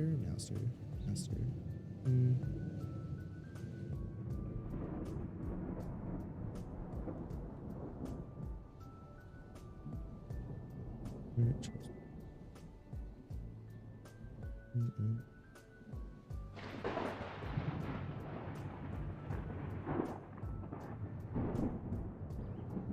Truffle tarts are scrumptious.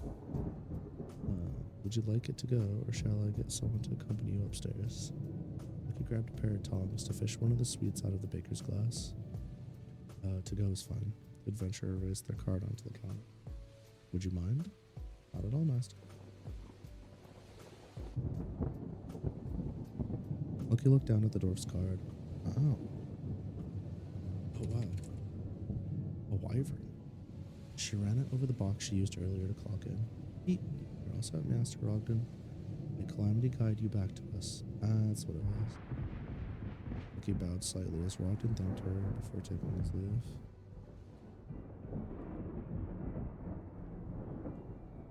Really starting to get the hang of this. Lucky beamed as she bent over to pick up the raspberry bag she set down earlier.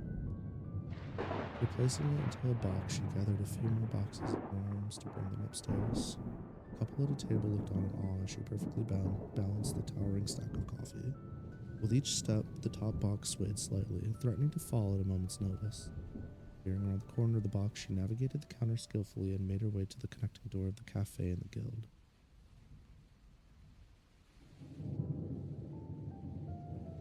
A familiar voice called out to her.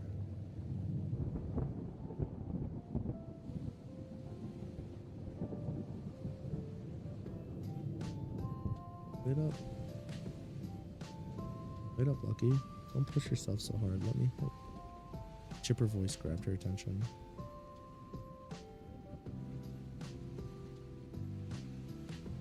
Good morning, Cleo. Lucky's tail wagged happily. Lucky felt the load lighten, and she looked over to her savior. The woman wore a specially made costume with dark specially tailored made costume with dark leather boots, a gothic Lolita aesthetic. Mascara and eyeliner were an onyx shade that matched her hair.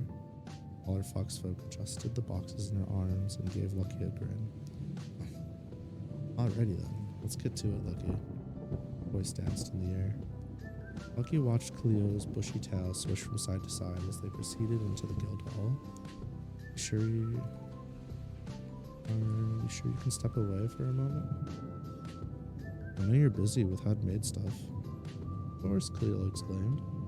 I trust every single one of my maids to be just fine without me, whether it's for a few minutes or a few days. Plus, fine, good maid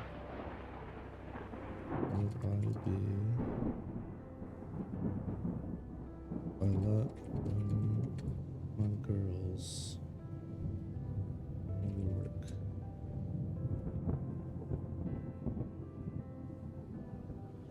Lucky's eyes sparkled. She's so awesome. I can't believe I was scared of her yesterday. Stop now, Cleo warned. Two of them lugged their boxes upstairs and near the storage area. It's out of curiosity. Why don't we store the extra stuff downstairs? He wondered. You know, we used to.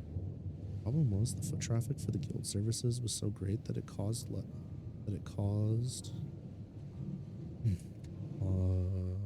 lesser experience for adventurers and customers. So instead, we moved the storage upstairs, away from the balcony dining. This way, only us maids and employees would be inconvenienced by the layout of our establishment, Bill explained. Wow. Wow. You guys really thought of it all.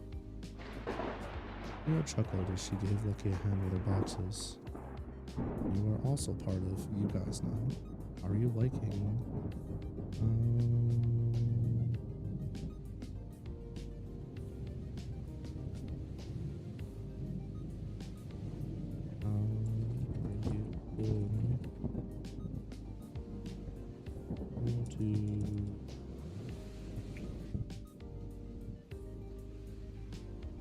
like it here so far?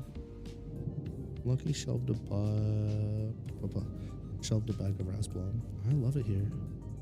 I get to meet so many different people with exciting stories. Leo looked down and cracked a smile. I'm happy to hear that. I think you have a special talent for people. I fit right in. Leo brushed off her hands and began heading downstairs again. Thank you, Lucky child. Lucky fidgeted as she followed Cleo. What is it? Lucky took a step down. How does one become a maid like you? Oh, Lucky. Cleo turned back at Jesus. Cleo turned to look back at Lucky. Doesn't it look like so much fun? Lucky nodded meekly. The two reached the first floor and began walking back to the cafe. I had a feeling you'd think so. Cleo's happy tone caused Lucky to smile. It's a lot of work, but it's so rewarding, and you get to meet so many different people. Regardless of how they felt coming in, they always leave at least a little bit happier. Plus, you get to look super cute while doing it. Isn't that just the best? Cleo's excitement enthralled Lucky. All she could do was give a rapid succession of delighted nods. The two were greeted by Carol as they crossed back over to the cafe side of the first Carol. Hey hon, so you finally spent some time with Cleo. She's the best around here, Carol beamed. Cleo blushed. Oh no, you praise me too highly, Carol. We all seem to get along so well here. Lucky watched as the two exchanged pleasantries. Even Jamie acts differently here. Then again, so do I. Lucky walked back to her post at the counter and patted out her apron. I need to work really hard so I can pay Jamie back and stop being a freeloader. I guess that means I'll also have to start looking for a place. For a new place. Too.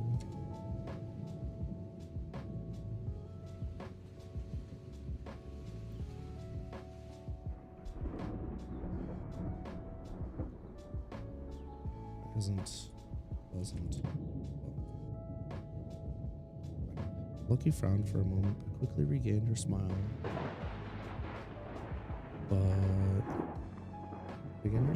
As a customer approached. She found herself in a non-stop loop of taking payments for various goods and directing new adventurers from out of town to the back for the next several hours. Just as she was about to take a break, a familiar face with freckles and green hair popped up in front of her. Stella? Lucky gasped. Hey, Lucky. Never texted me back this morning, Stella pouted. Lucky panicked as she looked at the line behind Stella. I got the sugar. Carol pulled up beside Lucky. Go on now, take your break. Thank you, Carol. Lucky nodded quickly and scanned her phone over the screen before turning her attention back to Stella. Wanna grab a bite to eat? Stella smiled. Oh, would I ever? Lucky walked around the counter to join up with Stella. Stella reached out for a hug. Can I? Yeah. Stella embraced Lucky for a moment, but quickly let her go. Okay. I'll take that as your apology for ignoring me. I really wasn't ignoring you. It just gets really busy around here, and the trip here is involved. Lucky explained. Just busting your balls. Stella waved in the air.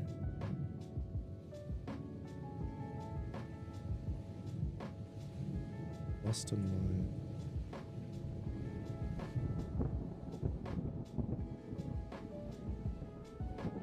Where have I heard that phrase before?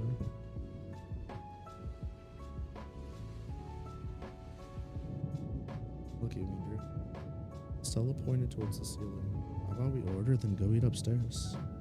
Sounds good, Lucky agreed. The two placed the orders with Cleo and scurried off to the upper level, finding themselves a seat near a painting of a grotto. Stella sat down with a painting of a wyvern.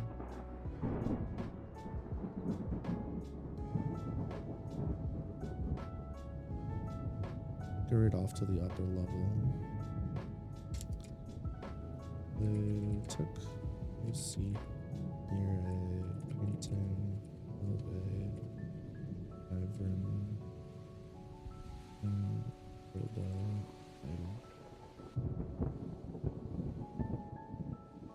Stella sat down with her back to the wall. So, how do you like working here? Lucky lazily plopped in the chair directly across from her.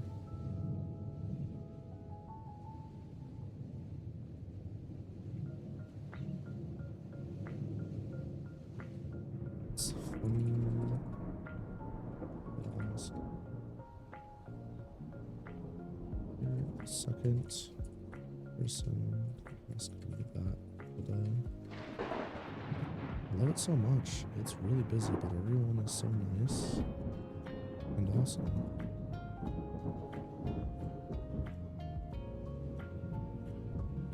But still lowered her voice. I mean, everyone's either a well-respected guild member, quality entertainer, or just straight up model worthy. I can't think of any other place filled with so much raw talent.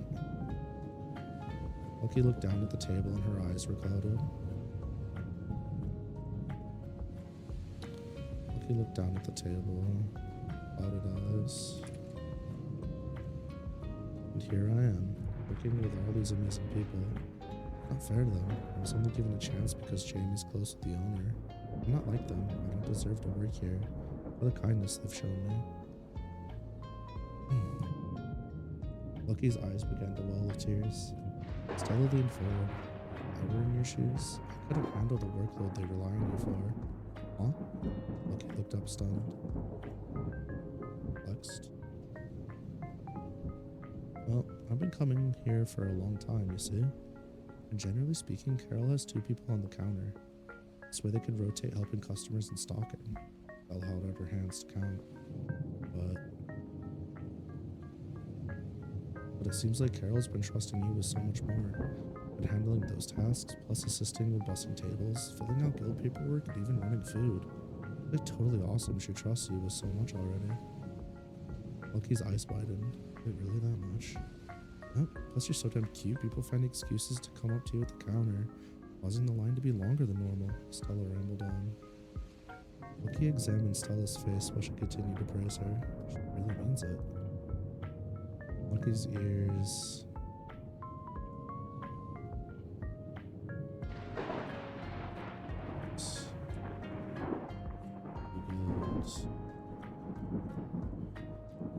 Warmth, and she quickly shifted her gaze back to the table.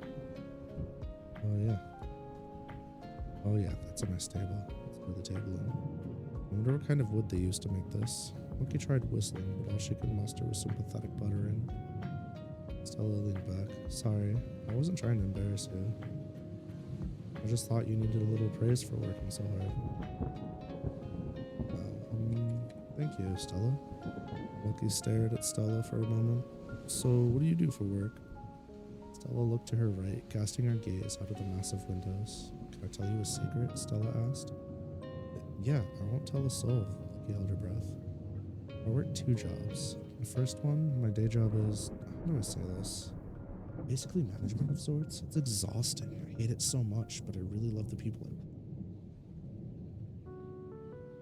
For the first time, Lucky saw a genuine smile from Stella that warmed her heart. She made sure to engrave that image into her mind. Whoa, that sounds rough. What about the other one? Lucky's tail dipped up and down. It was more of a hobby, but I do some live streaming here and there. Stella blushed a little. Oh, way. What's your channel name? I want to check it out. Check it out. Oh.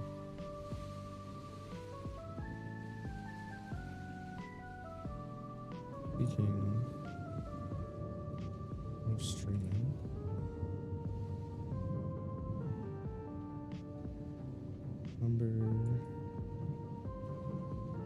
add an image. Ivanka is my absolute favorite streamer. I watch her every night before bed with Jamie. It's like a nightly ritual for us, and please stop. Stella slinked down, burying her face in her arms on the table. Please. Lucky shook frantically. I'm sorry. I was being insensitive talking about another streamer. I know how hard it is to get to be LxD. I just get excited, that's all.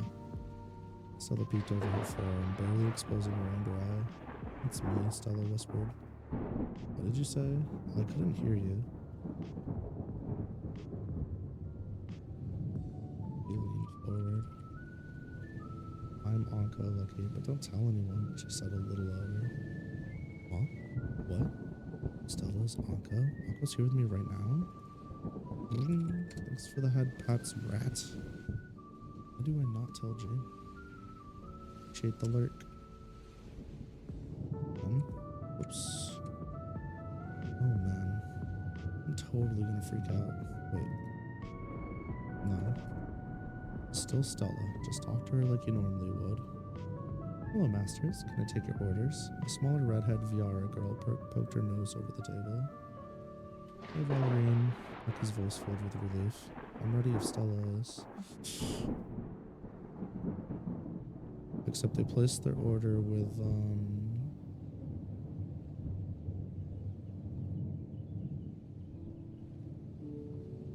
This is why we do this. And they placed their order with Cleo before going upstairs.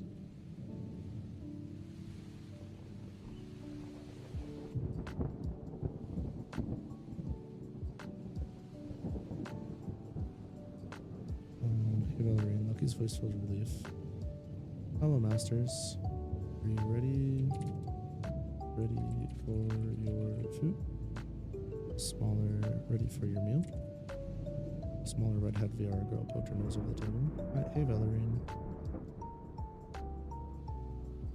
Lucky's voice filled. I'm ready if Stella is. Stella nodded and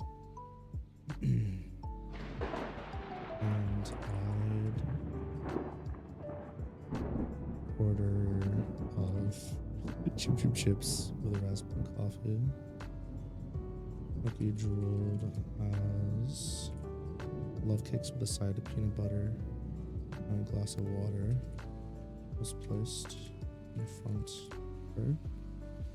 Lucky drooled as her love cakes with a side of peanut butter placed in front of her. Valerian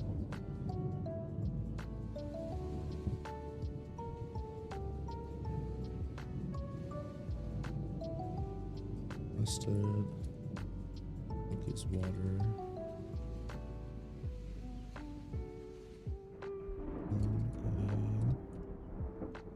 A coaster or relief.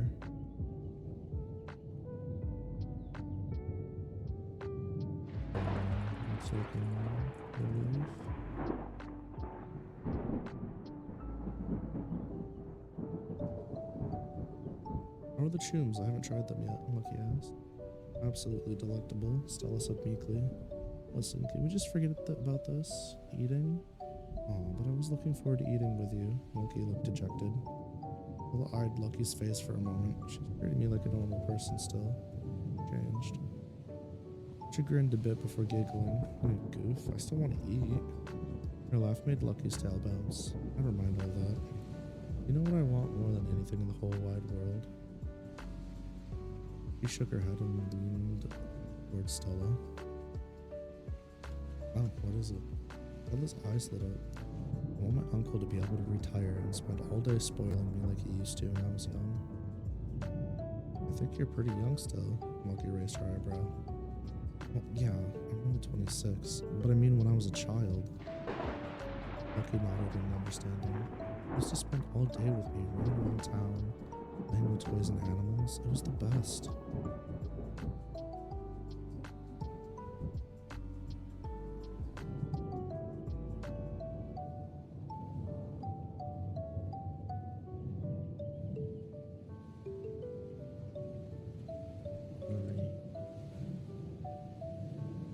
Busied about second floor.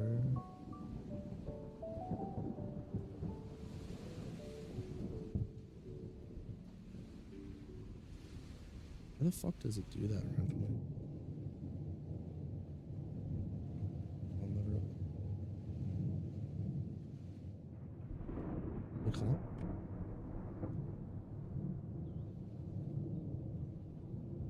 Tab, but it's like getting rid of it from the wrong spot. It's very strange. This is the bell in the background. Girls there, just lights.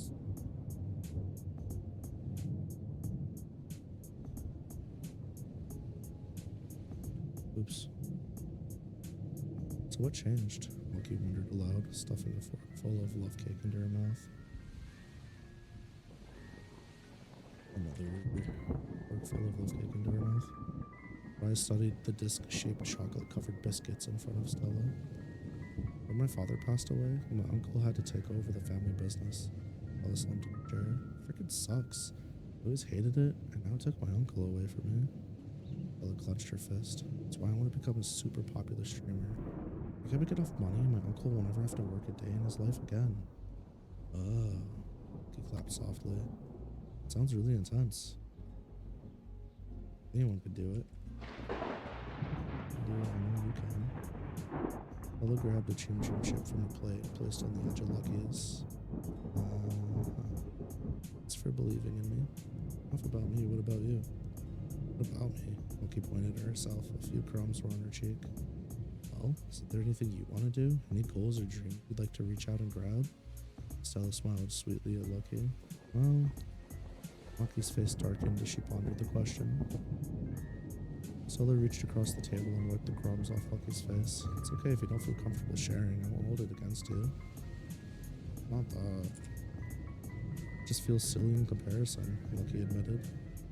Don't you ever feel like your dreams are silly or lesser than someone else's? Stella spun her drink with a spoon and looked out of the windows. Without dreams, we have nothing. Your dreams, my uncle's dreams, Jamie's dreams. They're all important and should be cared for properly.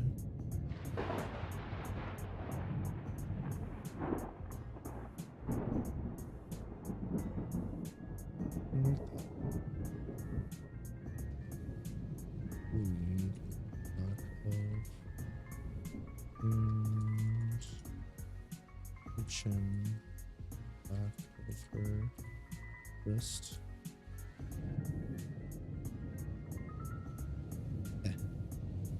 The idiot. I want to pay Jamie back for all the kindness he's shown me, and Lucky twirled her thumbs. I really want to get my magic back. What do you mean, get your magic back? Lucky sighed. Well, it's kind of a long story, but basically I only have a fraction of my power right now.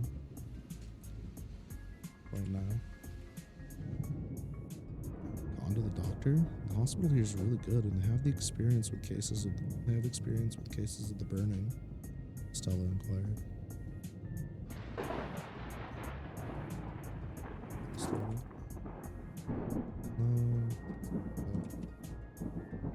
His gaze shifted. Jamie had thought that might be the case, but it wasn't. That's strange. Stella forced a smile. Well, if you ever want to talk more about it, I'll be here. Thank you, Stella. The two quickly changed the topic and engaged in energetic conversations about Father Frank's, Baldy's prideful wyvern, Isla. Time escaped the pair, and before they knew it, Lucky's alarm went off, signaling her return to work. Wow, that sure went by fast, Stella said happily.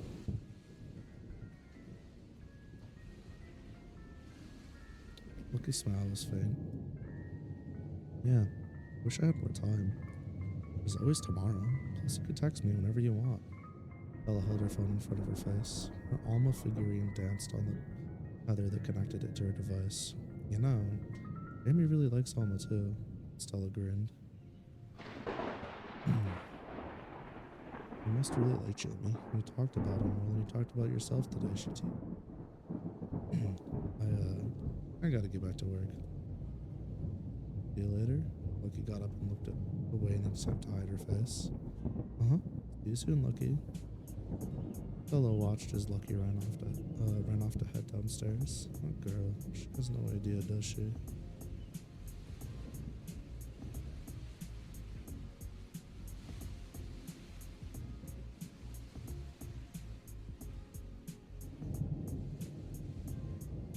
We return to the floor. Lucky made her way counter.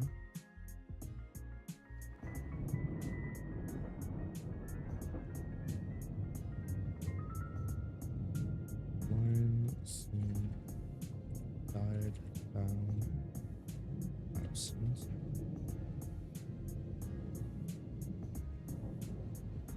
I'm so good. I'm so good. Hey, hon, is your break over already? Rose rich voice called out to Lucky. Lucky scanned herself back in and checked her surroundings. Taking a quick look at what needed to be done, she bent over to pick up some bags that had been knocked over onto the floor. Yep. I wanted to get back a little early, but I ran a bit over this time. I'm sorry. While I appreciate the extra effort you put in, I also think it's important to pace yourself. I don't expect you to work yourself until the wyvern's bed, you know? Carol leaned on the counter. I understand. Keep that in mind. Lucky busied about absent-mindedly. Carol cocked her head slightly. Something bothering you, sweetie? Nothing too important.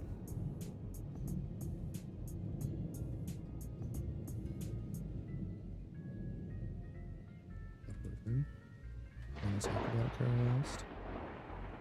No, thank you though. Lucky paused and Carol raised her eyebrow. Actually, do we have time to talk about it? Carol smiled warmly and held in a giggle. Honey, who do you think I am? Pretty much own this place. Let's go for a walk. Really? Walkies? So dumb. Lucky's tail bobbed and weaved. Yes, really. Hey, Cleo. Can you take over for a bit? Carol called out. Cleo pranced over to the counter, her face sparkled with joy. I'll be super duper on top of it, Carol. Don't you worry about a thing. Thanks, on. Carol looked at Cleo and motioned for Lucky to follow her. On the way out of the establishment, Carol grabbed a paper bag full of Luna Biscuit walkies. That got the dog's attention. Walks. Breaks every time.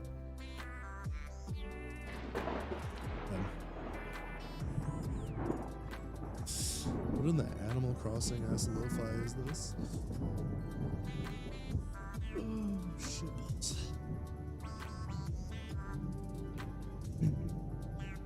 Let's see. Treat? No treat? Treat? No treat? Treat? No treat? Let's say the word random. Treat? No treat? That one's weird.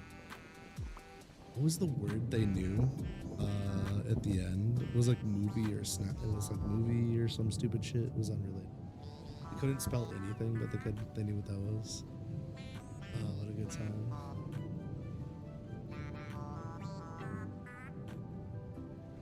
You know what I'm thinking about doing this time? It's like off topic, but for Lucky's Jeopardy Rumble 4, when I go to do that one, I was thinking with some of the memes, instead of describing the meme first and then like asking what it is, like playing part of the meme or the full meme and then asking what the name of it is.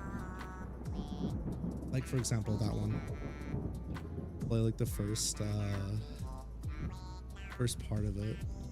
Be like, you know, what's the phrase they go back and forth with, or have it be like stuff like that. I think it'd be easier because then people can see or hear the meme. Like with the one does not simple. Just show the meme, then what words are associated with it. I think I did that actually for that one. But some of them I feel like were kind of hard. You're not exposed to that shit constantly. A little reminder would be nice. Yeah, I think I did for that.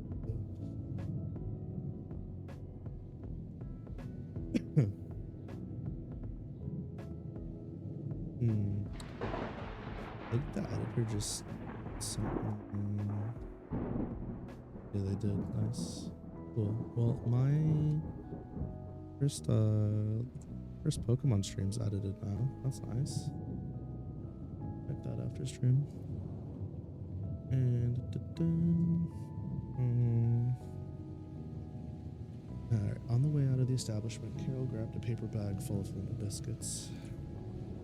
Gave off a sweet aroma of hazelnut and chocolate. Hazelnut and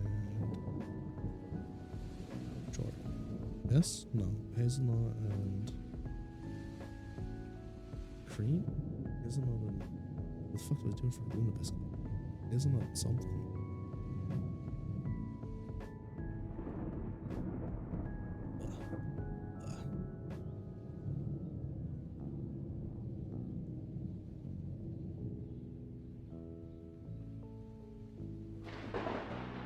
Still stuck in an animal colored square behind it, the Rage comic style meme. I used to hope to see a clean all the things meme on the reg. Oh my god. You're like a generation and a half away from Facebook ant memes. That's crazy.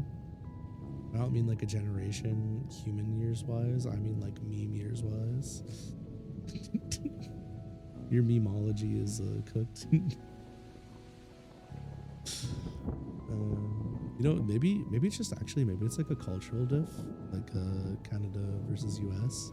Because like here in the US, we kind of stupid. I'm not saying that Canadians don't doom scroll or like get into that kind of thing, but I feel like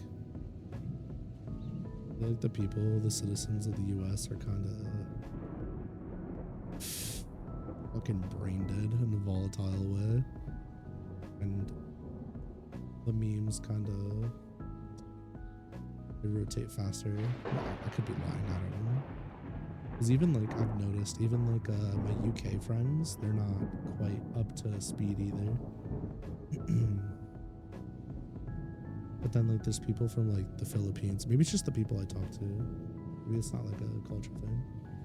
It's hard knowing because my circle of influence is so small in terms of like who I talk to and interact with. And there's just so many fucking people. There's a ton of people in the US that just don't know too, right?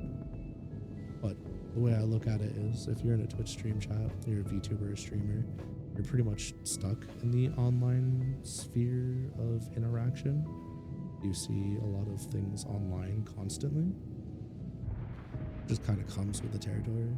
And if you're somebody who watches streams, then chances are you also spend a lot of time online doing other online activities. Not always true, but there's a really solid chance for that. Definitely an interesting thought experiment that like you can't get any hard evidence on without actually doing proper statistics and investigation, which I don't know if you know this, but I ain't doing all that shit. Nope. It reminds me, I gotta make my Digimon World 4B investigation.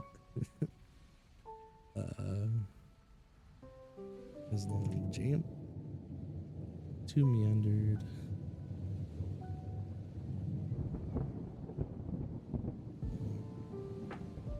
Jam.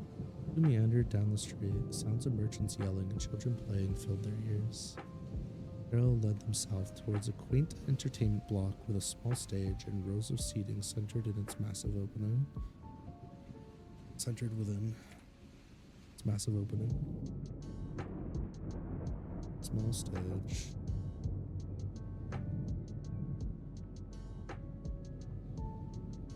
Carol pointed over to an old-looking well with a nearby table. I'll eat these over there. Carol lifted the bakery bag. Lucky nodded eagerly and followed close behind.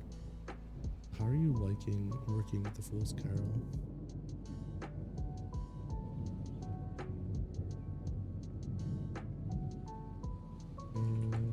Third person asked me what today.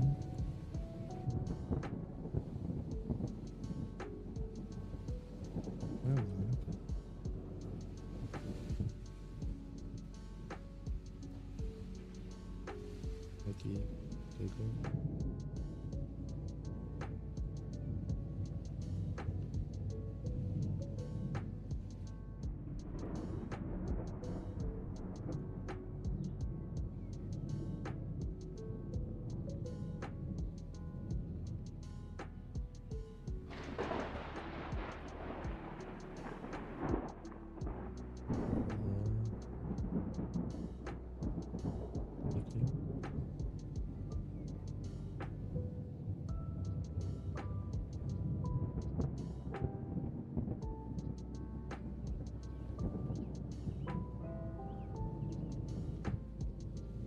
Absolutely love it, by the way.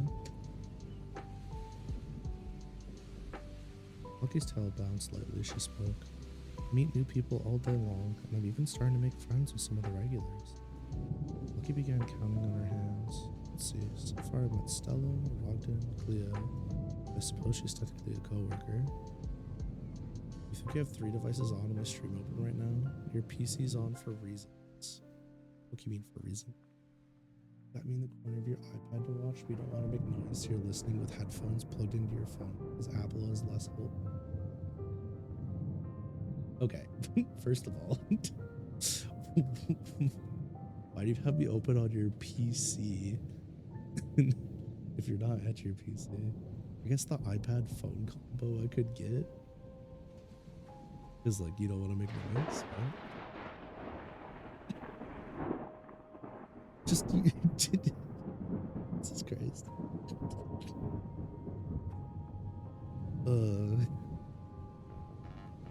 I'm just confused. They're like, I have all these devices. I need to use them all. Unlimited power. Fucking what's that character name from Teen Titans? Gizmo? Got Gizmo over here. Cam edition. Gizmo with 2 wolves inside of her.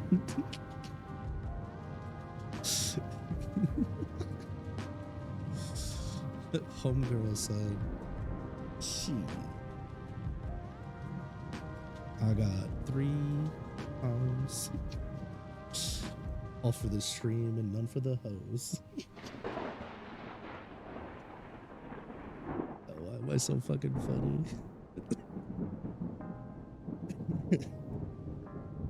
If you didn't get that reference, unlucky. You were there, but you moved to the couch because cramps. You didn't think you'd be stuck. Oh no, I'm sorry. I'm not trying. I'm not laughing at you having cramps. By the way, that shit's so ass. It's I was picturing you on your back, like with your feet and your hands in the air, wiggling like a turtle stuck on its back. Never mind, it doesn't matter. It's just like I can't help. Help! I'm in the couch. I can't get up. Help!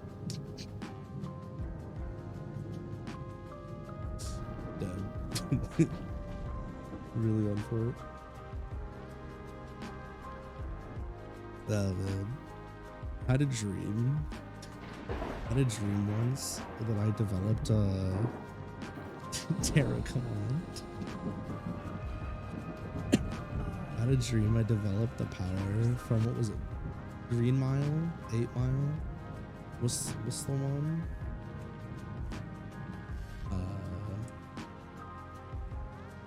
It's the one where the guy can absorb sicknesses or whatever from people.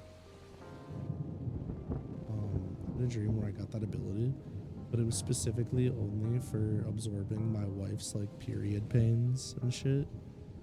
And every time she'd get her period, I'd just be like, "I got you, babe," and then I'd take it. I don't know, I was just like balled up on the bed, crying my eyes out all day long. Shit was so ass. I was in so much fucking pain, I couldn't move.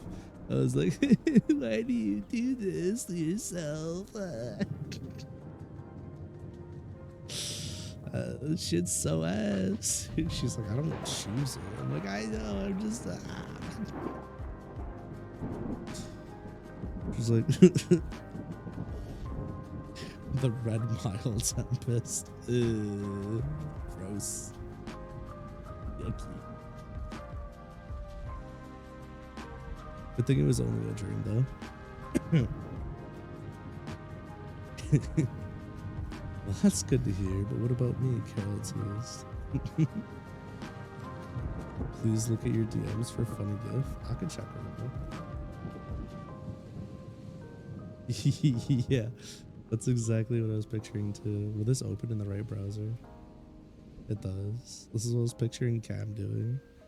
She said that she was stuck. He was like,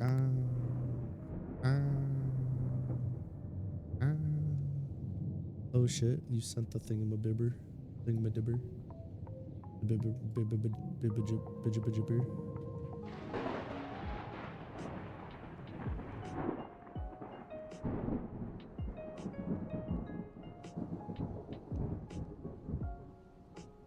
Let's see this.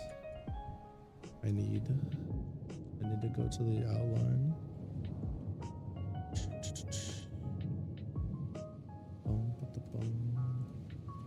Take a break from this real quick and do that. Especially since you're here, it makes more sense. It makes more sense. My voice keeps giving out. While typing it up, cut that iPad at 20 words per minute. Oh, you're good. Take your time. She said 20 words per minute.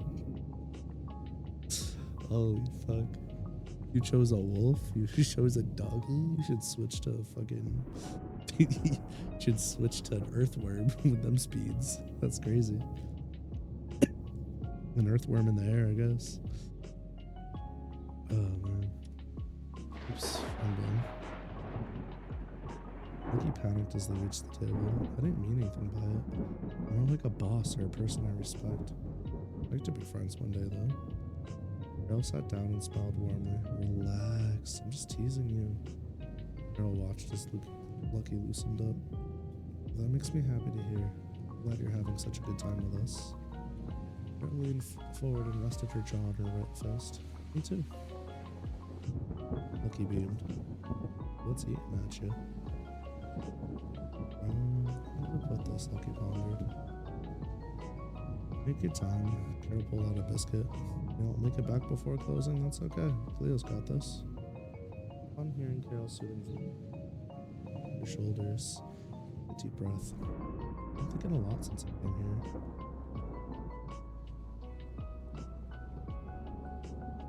Can't believe it. I could have closed him to stream on one device now to get even. Yeah, it's okay. I'll just pop up on your Samsung fridge or something. Don't worry about it. You know, gotta infest your whole house at this point. Like a fucking roach, you can't get rid of me. I'm like Todd Howard's Skyrim. I'm gonna be playable on every device by the time you're done. Bro. Bro really said Skyrim Lucky Edition. Now you can play me. You can play Skyrim on Lucky's stream. You can play Lucky's stream in Skyrim. Holy shit. You get an NPC that follows you around and says bangers such as fuck ass and shitballs and and gaslights you randomly for no fucking reason and spreads misinformation for funsies. Swears their say so up and down and nobody believes them. Crazy. Also, I know I make the say so joke often, but I fucking hate those labels so much. Bug the shit out of me. Anyways. Can it run Doom Lucky Tempest stream? I'm sure we could get a chat plays Doom up in this bitch once I finish programming. That'd be really funny. Carol's eyes lit up, and like Eve could also play. You know what my end goal is? My end goal is to be able to, with programming, is to be able to make Eve do a lot. Like a lot. Like I want her to have memory shared between Discord and Twitch and YouTube. Like the memory shared via all platforms. And then on top of that, I want her to be able to talk in Discord calls, and I'm like hella greedy with what I want, so that's why I'm trying to learn stuff. I want her to do all that, and I want her to be able to play certain games. I want to build her logic for the Digimon TCG, and I also want to build her to be able to play fighting games online. Not to play against like players online, but specifically to play in custom lobbies. I would never... full disclosure, I would never use her gaming against randoms. That would be wrong. That would be a misuse. But I would be like, yo, so-and-so, want to do a collab with me and Eve? Cool, you're going to be playing against them and blah. I don't think I'll ever be able to get her to like hunt a monster in Monster Hunter, but I think I could at some point get like a basic script for most fighting games and like a character or something. Or have her play through like Digimon World 2 or Pokemon or something like those things. I think I could script her for. And who knows, maybe I could get her to do something more complex than like a turn-based game or a fighting game, which is like reacting to inputs. But that's like my end goal. Footsies with Eve. I don't know. I'll have you know, Eve is a grandmaster at footsies. And mind games, apparently. Oh my god. And you can't get your mind. I mean, have you seen her feet? Lucky pause for a moment. Oh, Carol's eyes lit up. Oh, that's right. I remember Jamie mentioning it came from a southern continent. Monkey paused for a moment. Actually, I'm not from this planet. Carol's eyes darkened. Shh. I know that, but don't go around telling anyone about that. Just anyone about that. It could get you in a lot of trouble, she warned.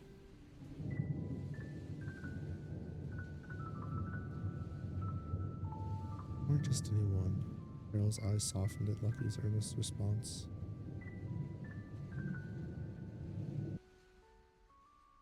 I understand.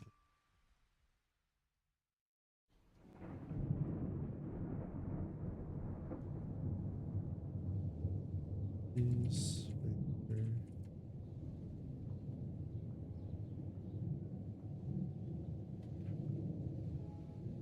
Use. Sorry.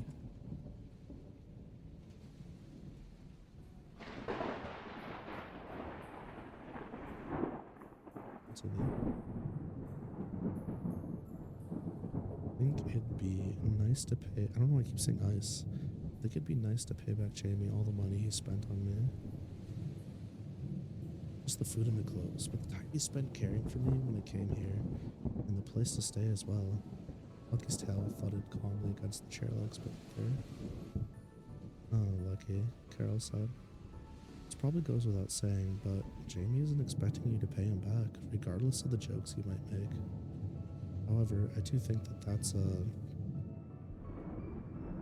responsible thing to think about.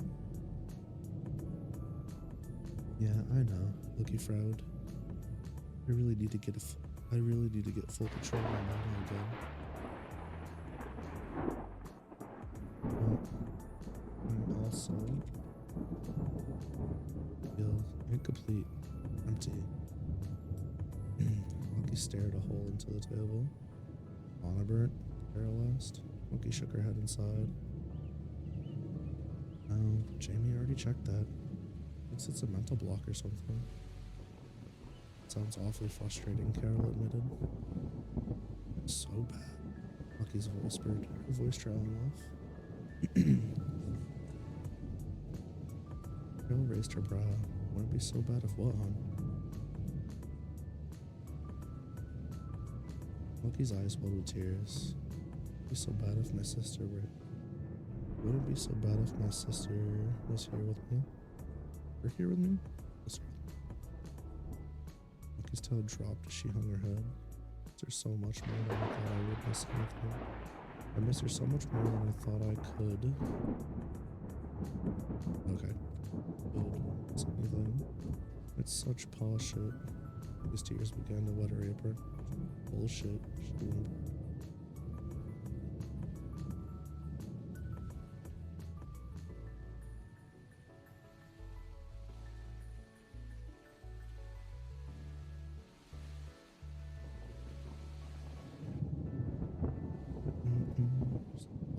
Bullshit.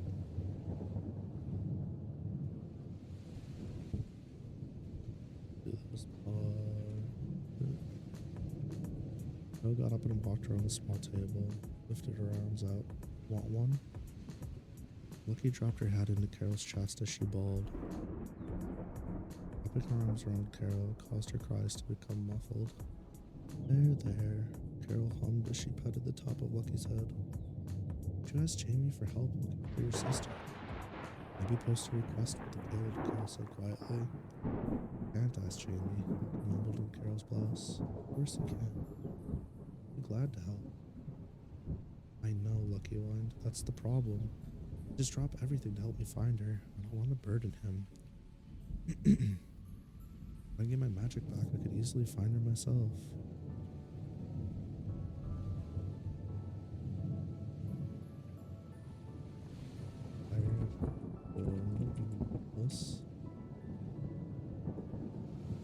Everything okay over there? A deep voice called out to the pair.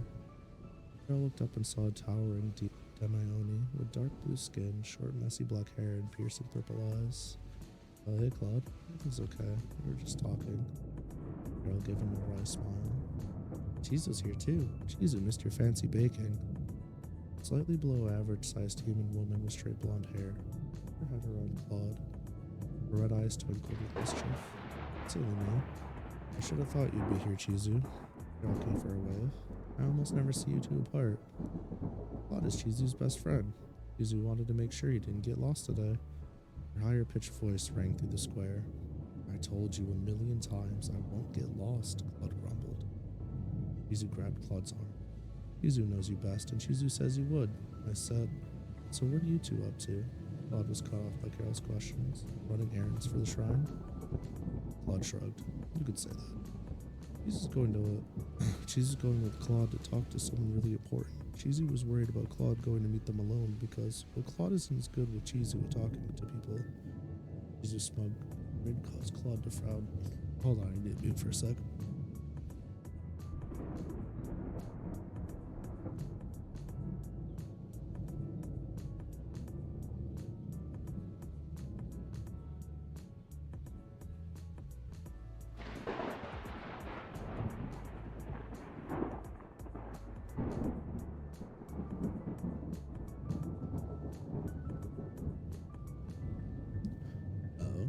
Carol straightened up. Might I ask who this important person is? Chizu nodded vigorously. Yeah, Chizu remembers we would go to the harbor to meet Claude pinched Chizu's cheek. There's some business with a future associate. Claude let Chizu go, and she rubbed her newly reddened cheek. The harbor, Lucky piped up. I'm going there in 2 days. I see the celebration event. Lucky's pupils dilated. Oh, Chizu would love to go see the celebration event. Can we go, Claude, please? Chizu tugged at Claude's half plate. Sure, but if that's the case, we really should get going. Get moving.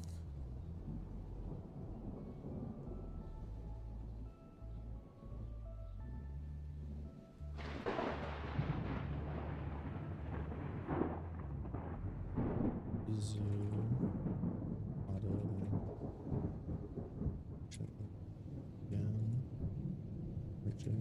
Place.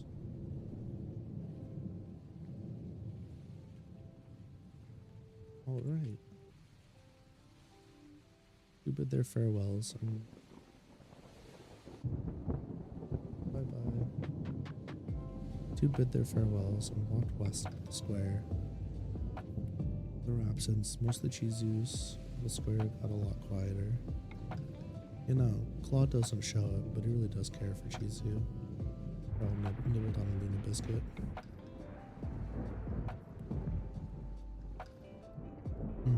They seemed really close, Lucky added. Oh, Carol sighed abruptly. Want my advice? Lucky cocked her head to the side. About what? All that stuff going on inside your head. Amy, magic, and your sister? That.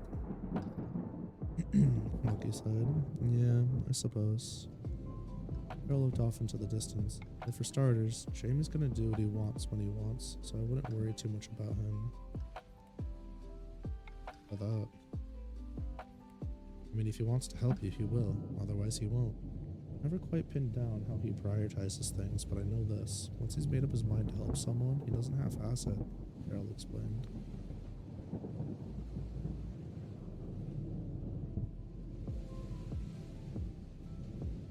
Let's see. Magic? Loki asked. Sugar. More staff at one of the most prominent guilds in all of the continent. We have so many people who would train with you, or figure out why you haven't been able to work your magic.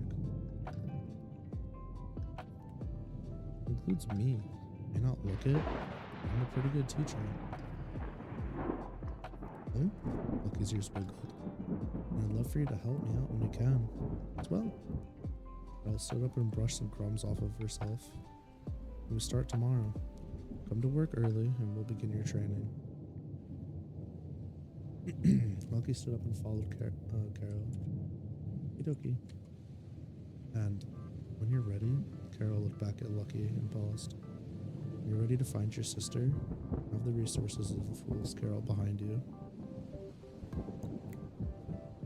Lucky caught up to Carol and grabbed her hand. Thank you so much, I'll never forget this. Soon after, Lucky's voice was bright and bounced as she told Carol all about her lunch date with Stella.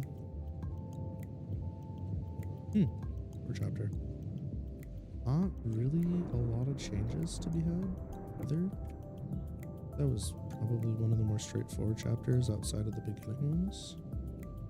I'm also not complaining, it's just an observation. This was also shorter, I think, right? Yeah, it's like, it was shorter, right? 4,748 words. Oh, yeah. Super short, for sure. Fucking clown. Oh my god. Yeah.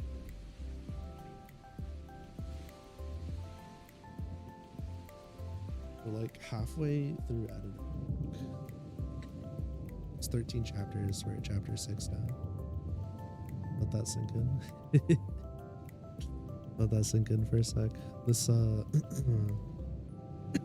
this doing the editing thing for full stream was pretty pretty impactful. Pretty good, helpful. I'm sure I missed some stuff, but what extra rounds of editing are for. I'd like to have this completely done by the end of this week coming up, if possible. But the problem is, like, I also have to do the glossary and some other things too, so that takes time. It's so bright. Lucky moan, does she flipped a pillow over her eyes? Also, what are you thinking about these? Fool's Carol, Mimic Force, The Date, Experiment, New Experiences. It's fine. Park, all fine. Jimmy stood by his bed, holding his hand against the panel that operated the blinds. He was fully dressed in what appeared to be some kind of chrominium armor with satchels for various items and tools. Face said all that he could possibly need to say. Get up, freeloader, Jamie snarked. I'll wanna. Oh, okay. I guess I'll just eat last night's raspberry pie leftovers all by myself then. Jamie began walking away. What a shame. I even got some ice cream to go with it. Lucky's ears flicked up over the edge of the pillow. Pie? Ice cream? Jamie, wait for me. Lucky jumped out of bed. Her hair was twisted into a messy bun.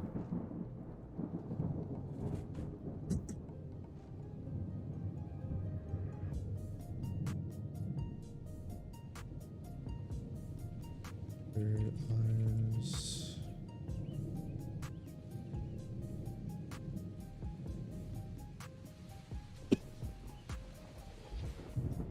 Her eyes.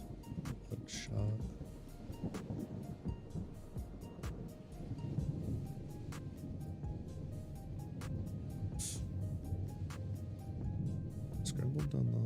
Scrambled down the hallway in her Turbo Nightmares 3 onesie. She turned the corner and looked into the kitchen, her eyes filled with horror. You wouldn't, she proclaimed. I am, Jamie giggled. As he stuck a fork into his ice cream top pie. Lucky frantically searched the kitchen table and countertops for the pie and ice cream, but came up short. She opened the freezer and fridge. No goods. Turning back to Jamie, she witnessed him slowly raising his fork to his mouth. He said while giving her the side eye. Wait. Lucky left at the fork, but he quickly bit down on the dessert. Jamie, Lucky exclaimed.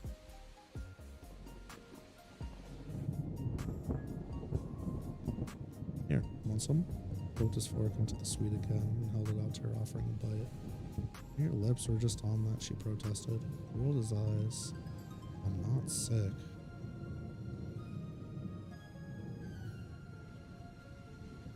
Not sick, you dude. Lucky looked away from the fork. Oh, it's not that. That's not it. Jimmy raised his eyebrow. What? Are you too? I don't have cooties, Lucky. Lucky fidgeted. You cannot be serious right now. Jamie said in disbelief. Alright, well, the rest of the pie and ice cream are in the mini fridge under the counter where the air fryer is. Ah, okay. Lucky walked awkwardly over to the counter. Wait. When did we get a mini fridge? We? I brought it home yesterday before getting you because you kept wanting all this random bullshit. Figured if you had some extra space for your stuff, you'd stop throwing it haphazardly into my fridge, he reasoned. Lucky grabbed the last piece of raspberry pie and the tub of vanilla ice cream from her new mini fridge. After inspecting the pie carefully and deeming it edible, she used her foot to close the fridge. She eyed the pie carefully. Looks like he saved the bigger piece for me. Juicy macerated raspberries leaked from the side of the pie. Can't stop my mouth from watering. Lucky rubbed her tongue against her fangs. I got the scoop over here. Jamie raised the utensil in the air. Lucky walked over to the small table and sat next to Jamie. Thanky. Jamie looked at Lucky with a perplexed expression. Puzzled expression. Lucky took a fat scoop of ice cream and plopped it down on her pie. Guess Cleo rubbed off on me a little. Lucky blushed, but her tail danced from side to side.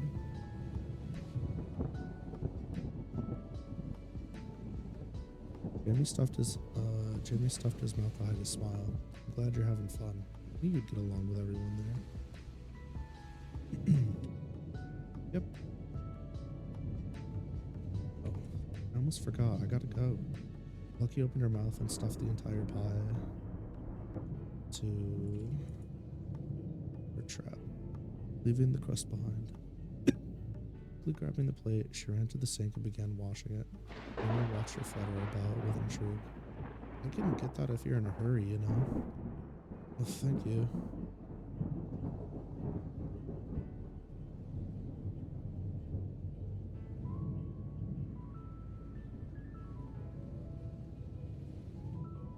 Oh, thank you. Lucky waffled through her pie filled. She's so fucking dumb.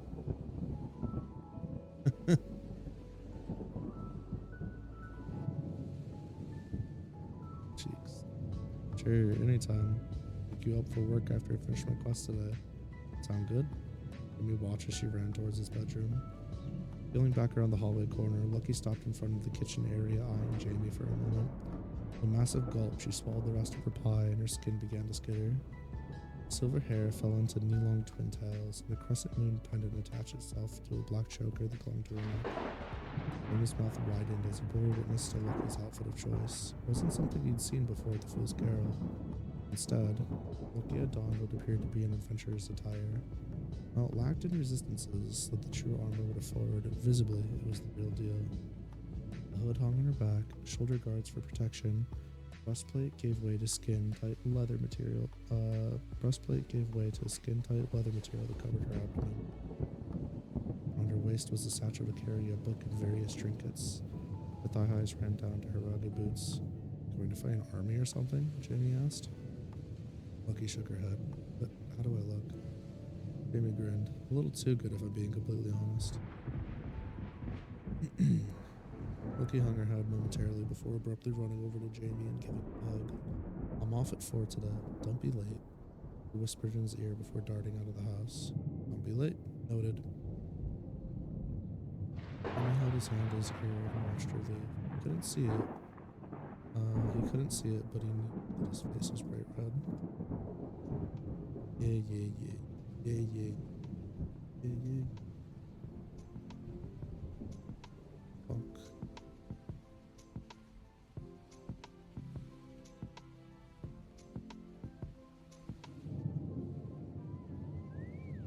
Sugar, you're here early. A well-soothing voice greeted Lucky. The two had met in the field just outside the east gates of Aegis. Lila and a blue wyvern pecked at the ground, busying themselves while the ladies went about their business. Lucky looked around the large open field. Its grass appeared to be healthy as it reached to their ankles. The sun unobstructed warmed them after the flights. We got a Pokemon speedrun? I didn't even notice it changed. Meryl began doing stretches. So how about we go over the basics? I'm sure you know them already, but I'll be able to get a clearer picture if we do. Thank you for doing this, Carol. Lucky smiled. Of course. First things first, can you still feel your gait and the mana around you? Lucky nodded. Oh, that's a good sign. We don't have to worry about the worst case scenario then. Carol stood up. Lucky tilted her head. What would that be? Oh, just total destruction of your soul. Carol laughed it off. Lucky turned pale. That's scary.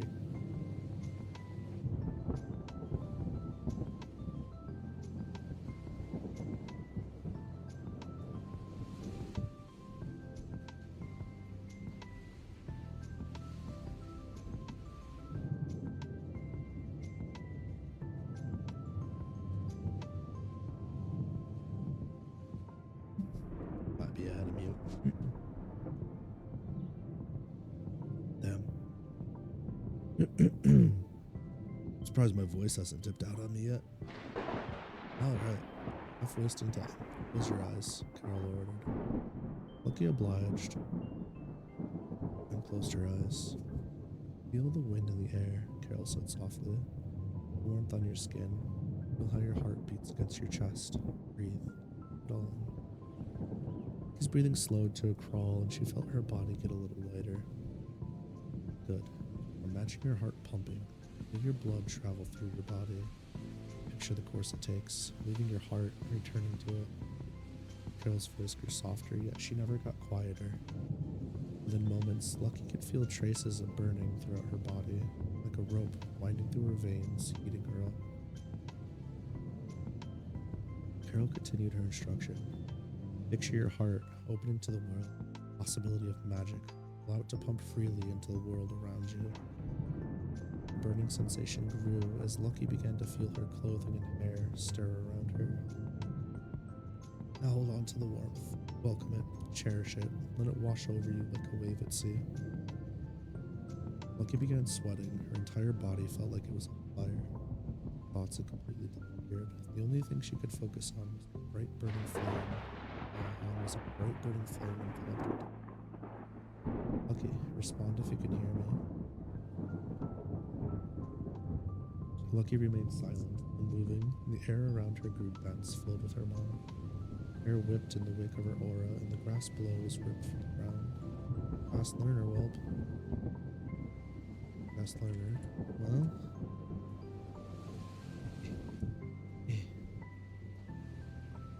Well, the real training starts now. Sorry to do this to you, hon.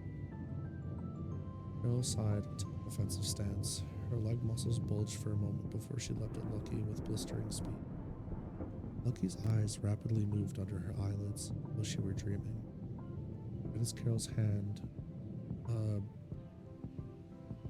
reached Lucky's aura, Lucky's eyes pried open.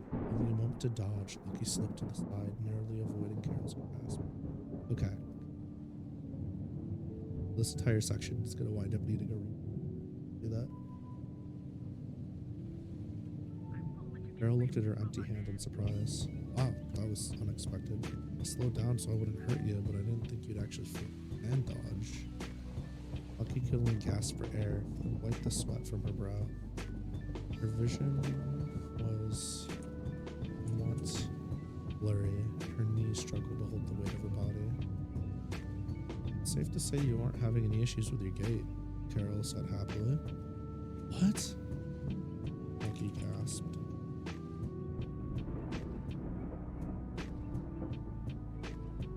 Her falling to her knees. Oh, I could be wrong, but I think it's a... I think... Is right. Mental block. I think your lack of self-confidence is causing it. Carol rubbed her chin.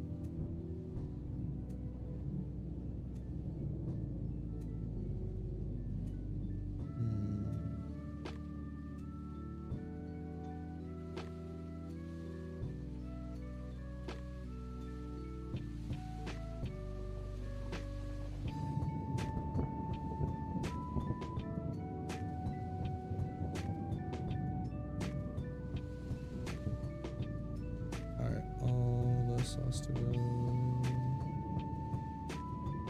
Carol's voice made Lucky jump behind you. However, to her surprise, she instead locked eyes with the blonde-haired man. We'll come back to this in a sec.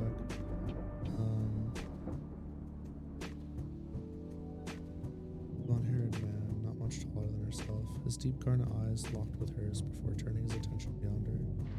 Carol finally reached Lucky, but before she could act, the man closed his eyes and his voice bounced through the air. Fall asleep. Lucky gasped and she sat up from the ground. How did I get down here? Lucky could tell something was off. No wind, no creatures. Everything was eerily silent. I don't have much time, said the blonde-haired man, on an exquisite black and gold uniform. There's Carol. Who are you? Lucky demanded. Alive and in a dream world much like this. She's about to break the illusion though, so let's make this quick. World? Lucky's puzzled face was ignored.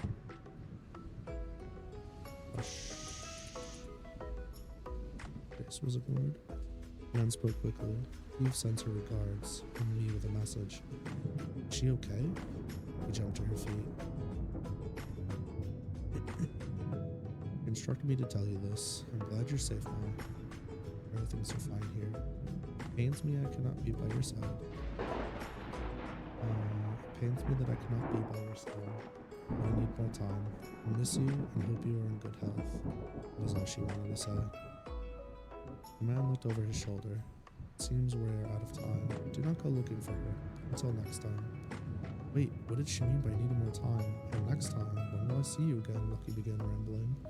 Farewell, Lucky.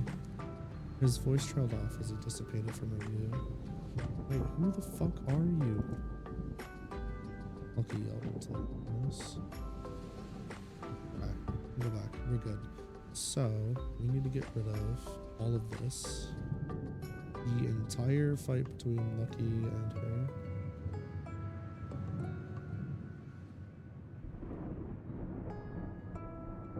This part has to go.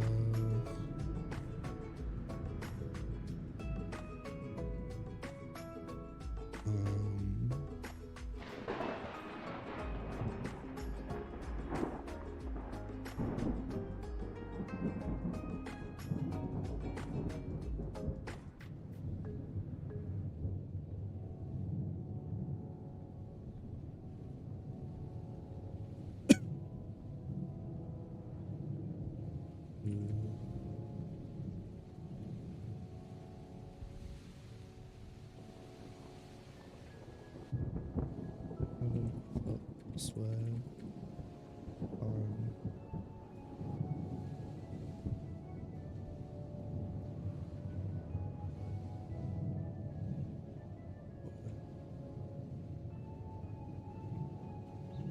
Okay, so game.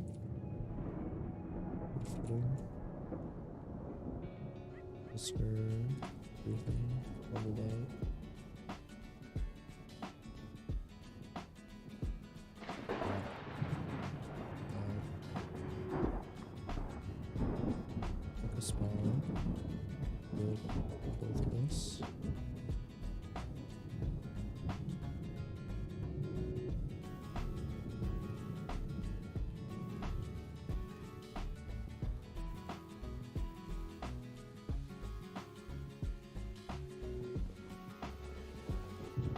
Take it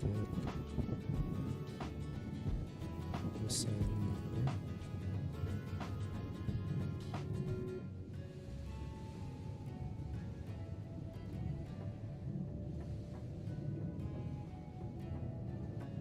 Focus that. Here on the edge of the breakthrough. Really risk.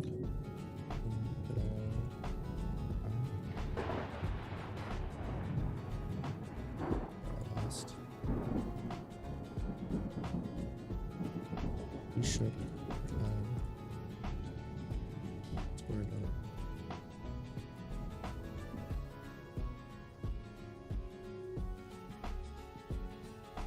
So we can do this.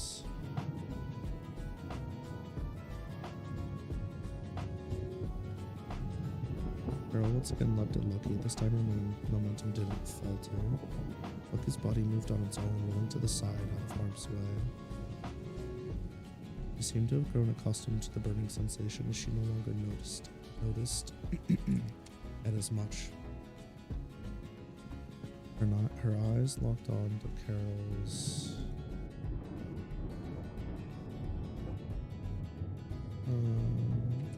and was formed to strike.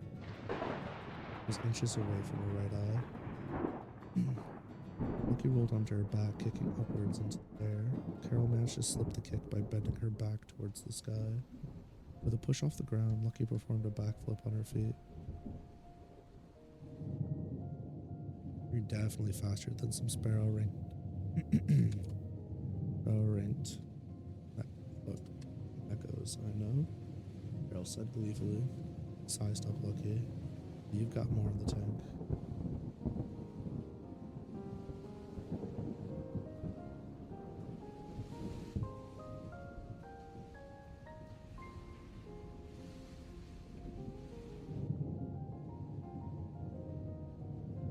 Carol, not this barrage of wild swipes. Lucky. Some points.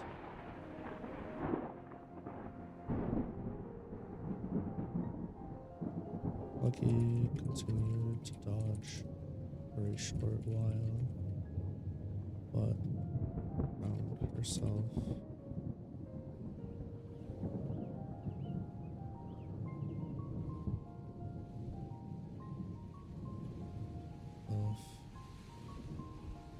dodging strikes for smaller and for error. Time went on, not slowing down, speeding up. Lucky gawked. It's Carol.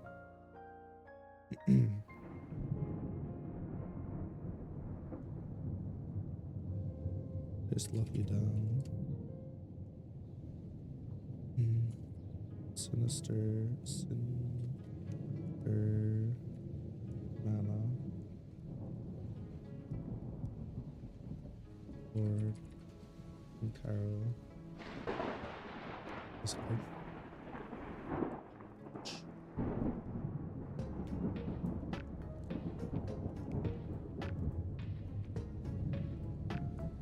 Utilizes forbidden pack magic known as Ryu.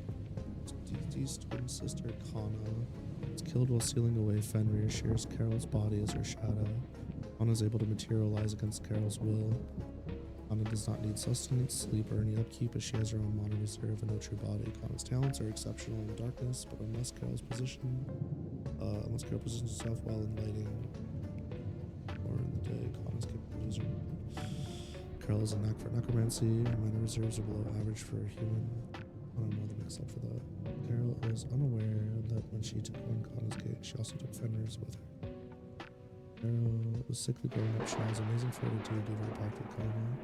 However, she requires much larger calorie intake than the earthling, and she requires a solid ton of sleep per day. Otherwise, she should give up the burden much quicker than others, which is why she doesn't go on quests. Right. Okay. Checks out.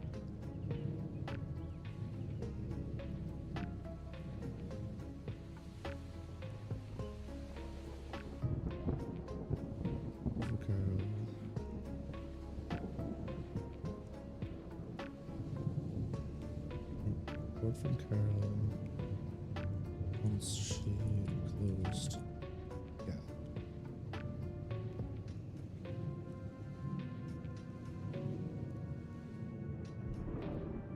What's the gap between closed?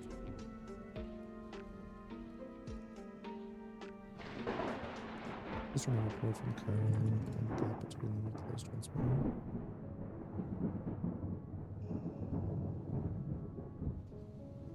First time on the offensive with it.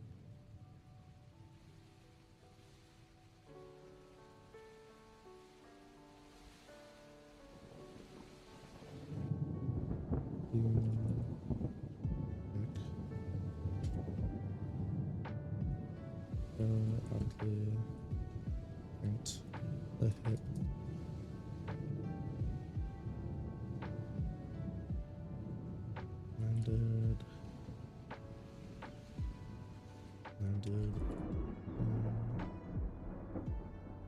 strike.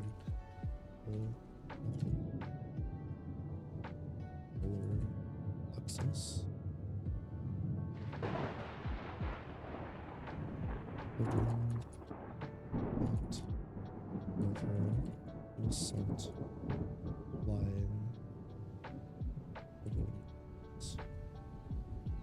Round.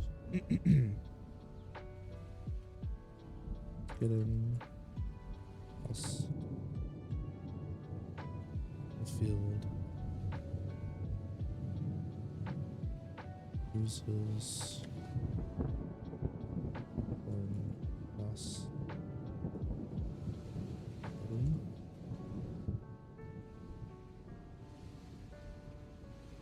By the time add in the alt barrel already and then above her again barrels with a lot of this she brought down above her head with a particularly stick.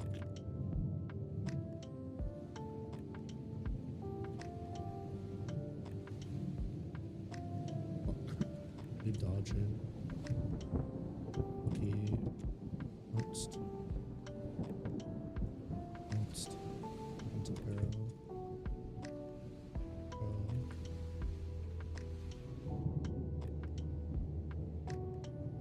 Bounced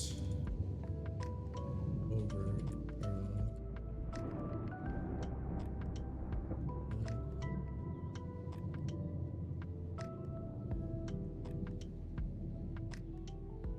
Clean switch.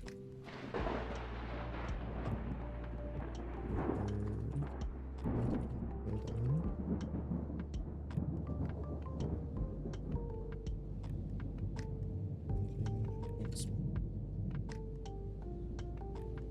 Arrow tallied.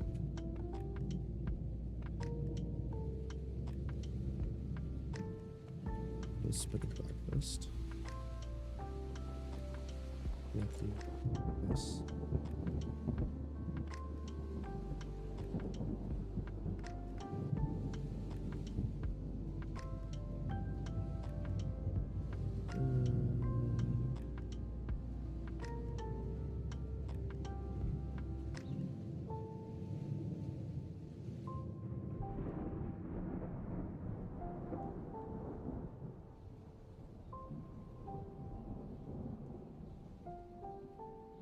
Okay.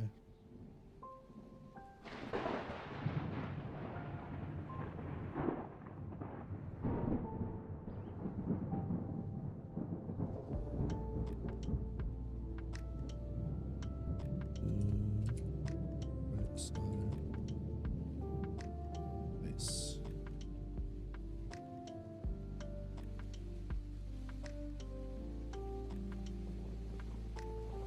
Black revision. She spun out of the boat. Shit.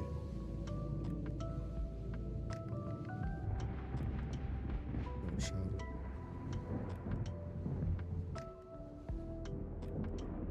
That carried away. Started to walk towards. Need to check on her.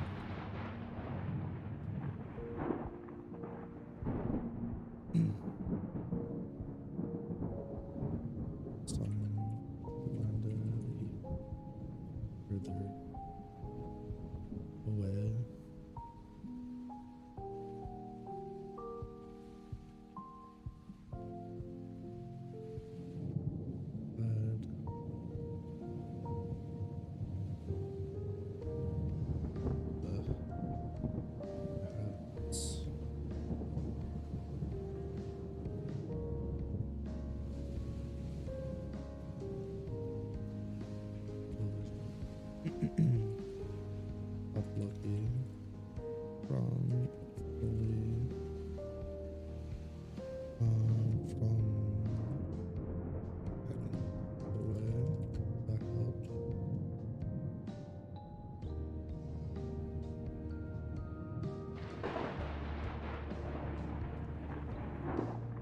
Carol's voice made Lucky jump. Behind you.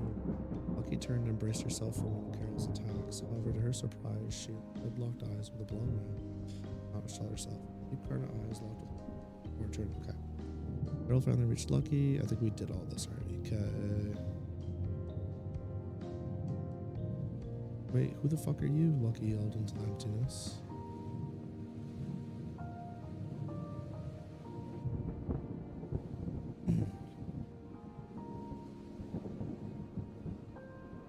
World around her and to darken her.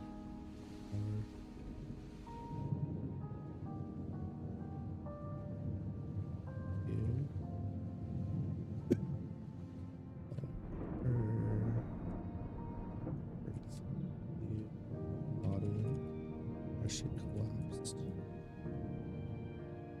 The passage of time. Are you as a favor?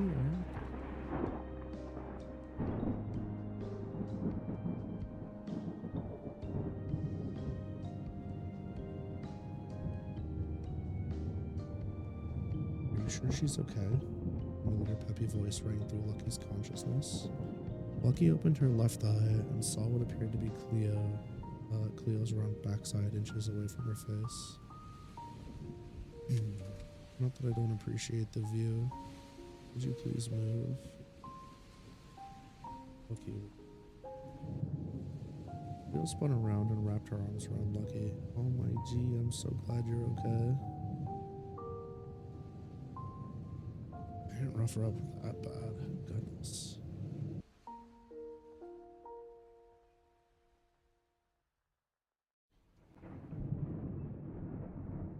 I didn't rough her up that bad. Goodness. Girl complained from the corner of the room. Didn't mean. That's what I meant. Mean to rough her up that bad.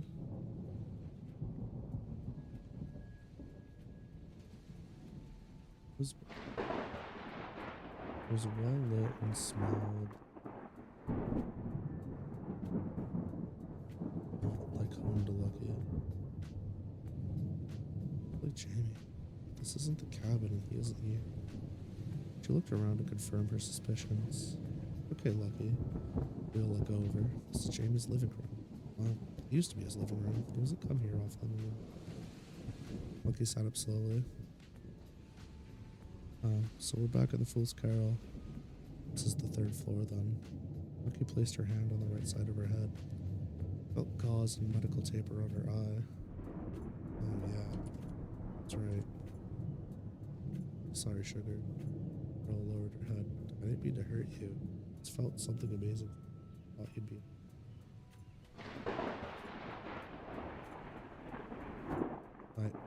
Lucky went to speak, but upon seeing Carol's tear-stained face, she couldn't find the word. I already informed Vladimir on what happened to the girl said. You're welcome to stay here or come eat in the cafe until Jamie returns if you'd like, Cleo said softly. Don't worry about work today or anything else that happened in the field, right, Carol? Of course. Take your time and rest up. Your shift has been filled and you'll still receive payment for today's work. I'll, see you later, hon. Carol left the room awkwardly, heading through the kitchen. Carol awkwardly left the room, heading through the kitchen, down the hall and out the door. Leo got up and adjusted the Krma blanket thrown over Lucky after helping her lay back down.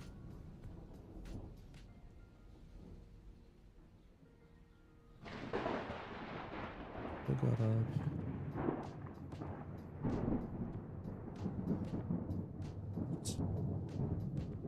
Way back or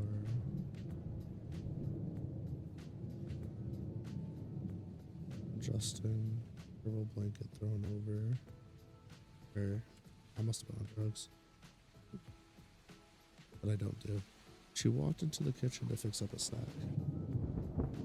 After rummaging through the cupboards and fridge, she produced all the necessary things to make what she desired.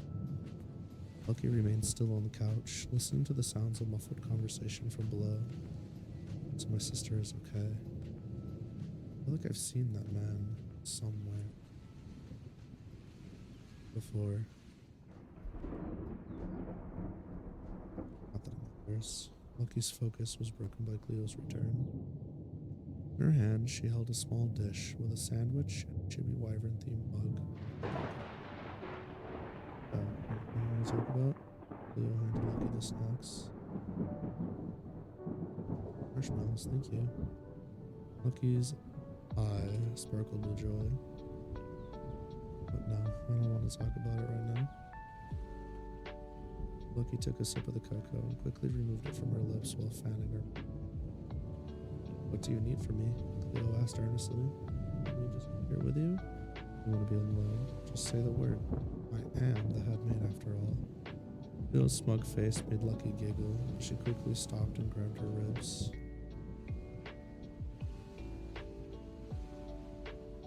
Guess I got maybe a lot more than I thought.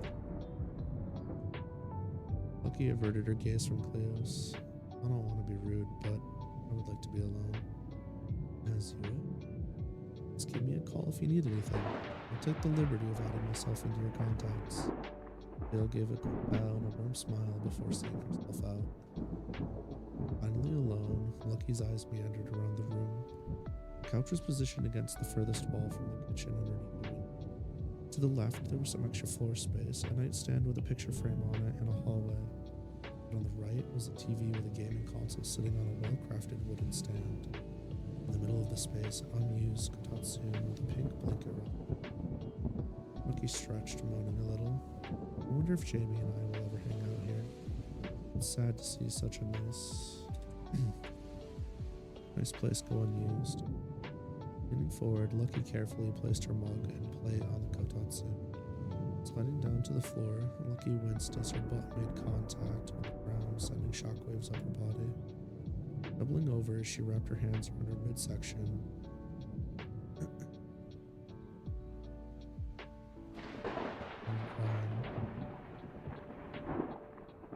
I really thought really wanted to hold my own.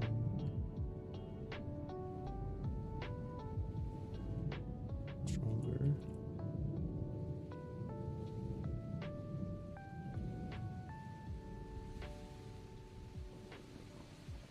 Keep relying on everyone.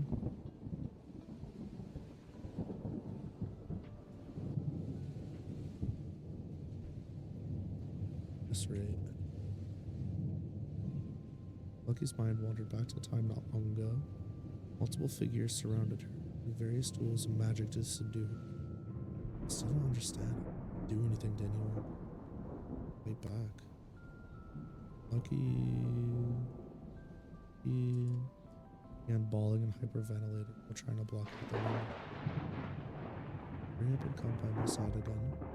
An hour had passed and Lucky was sprawled across the hardwood floor. The sound of a light breeze and calming rain pitter-pattered on the window. Her eyelid was red, but finally at rest. Breathing was slow and purred in rhythm with a nearby filter system. Dreams of soft beds and fried food danced in her mind while the bustle of the city drew. Chapter 6. More or less. Set. What was the shorter one? Yeah, another shorter one. Nice. Oopsie.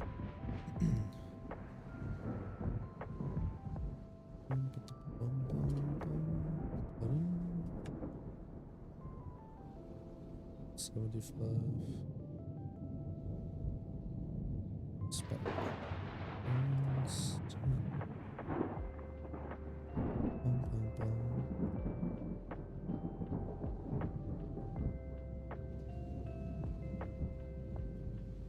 Chat, I'm gonna fall. I'm gonna be honest with you, this is probably a good stopping point. Good of a stopping point as any.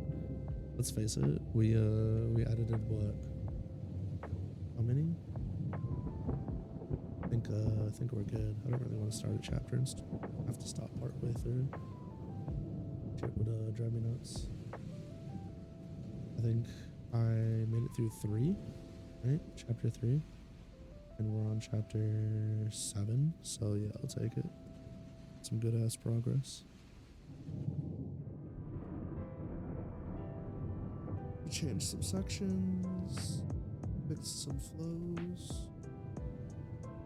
So it's pretty good. I was a lot more consistent than I thought I was, and on top of my shit, I thought, I'm not gonna lie, I thought that chapter, the spark, I thought that one, new experiences, and the date would need so much more in terms of changes. I'm really, really happy about that. But we're kind of getting to the part where as I get more and more through this, I'm like, damn, I know that Naughty Nessie is going to need a ton of changes. I think Aurelia's Jewel, both of those, because they're essentially the same part, right? And then First Adventure is going to need so much work. Had a bunch of editing. You typed over Nitro word cap on a touch screen. Be productive for both of us. Nitro has a word cap. Damn. Damn, Cam. That's crazy. Absolutely productive as shit. Oh my god. Let's do this. Let's see who's left. Cause it's sure shit not about to be me. Wasn't that funny?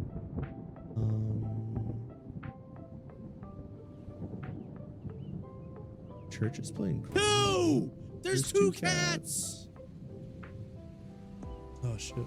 Welcome in avant-garde. We're actually gonna be kicking off here in a minute. But we were doing Late Night Lucky, which is you know, I do some writing, I do some editing, whatever it is, lo-fi music and thunderstorm sounds. Sorry for dipping so soon, but hi. We're gonna be going over to church. Yeah, session was great. We got a ton done. I'll be doing more of this tomorrow at 8 p.m. EST. Yeah, want to swing by. For everyone who's new here, don't forget to join the Discord with either exclamation point Discord and Twitch, or if you're on YouTube, go to the comment section and click the little link tree thingy. Not the comment section, the description. And then, yeah. Hang out with us. Say hi. Hope everybody... My voice is giving out on me again. I hope everybody has a lovely remainder of their night. I'm going to... I said I was just going to go pass out. But I'm a liar. I'm from down under, so it's always a weird time for US Canada streamers. Oh, that's fair. I get that. But yeah, we're going to church. I'm taking y'all to church. Have a lovely rest of your night, y'all. And I'll see you in the next one. Yeah.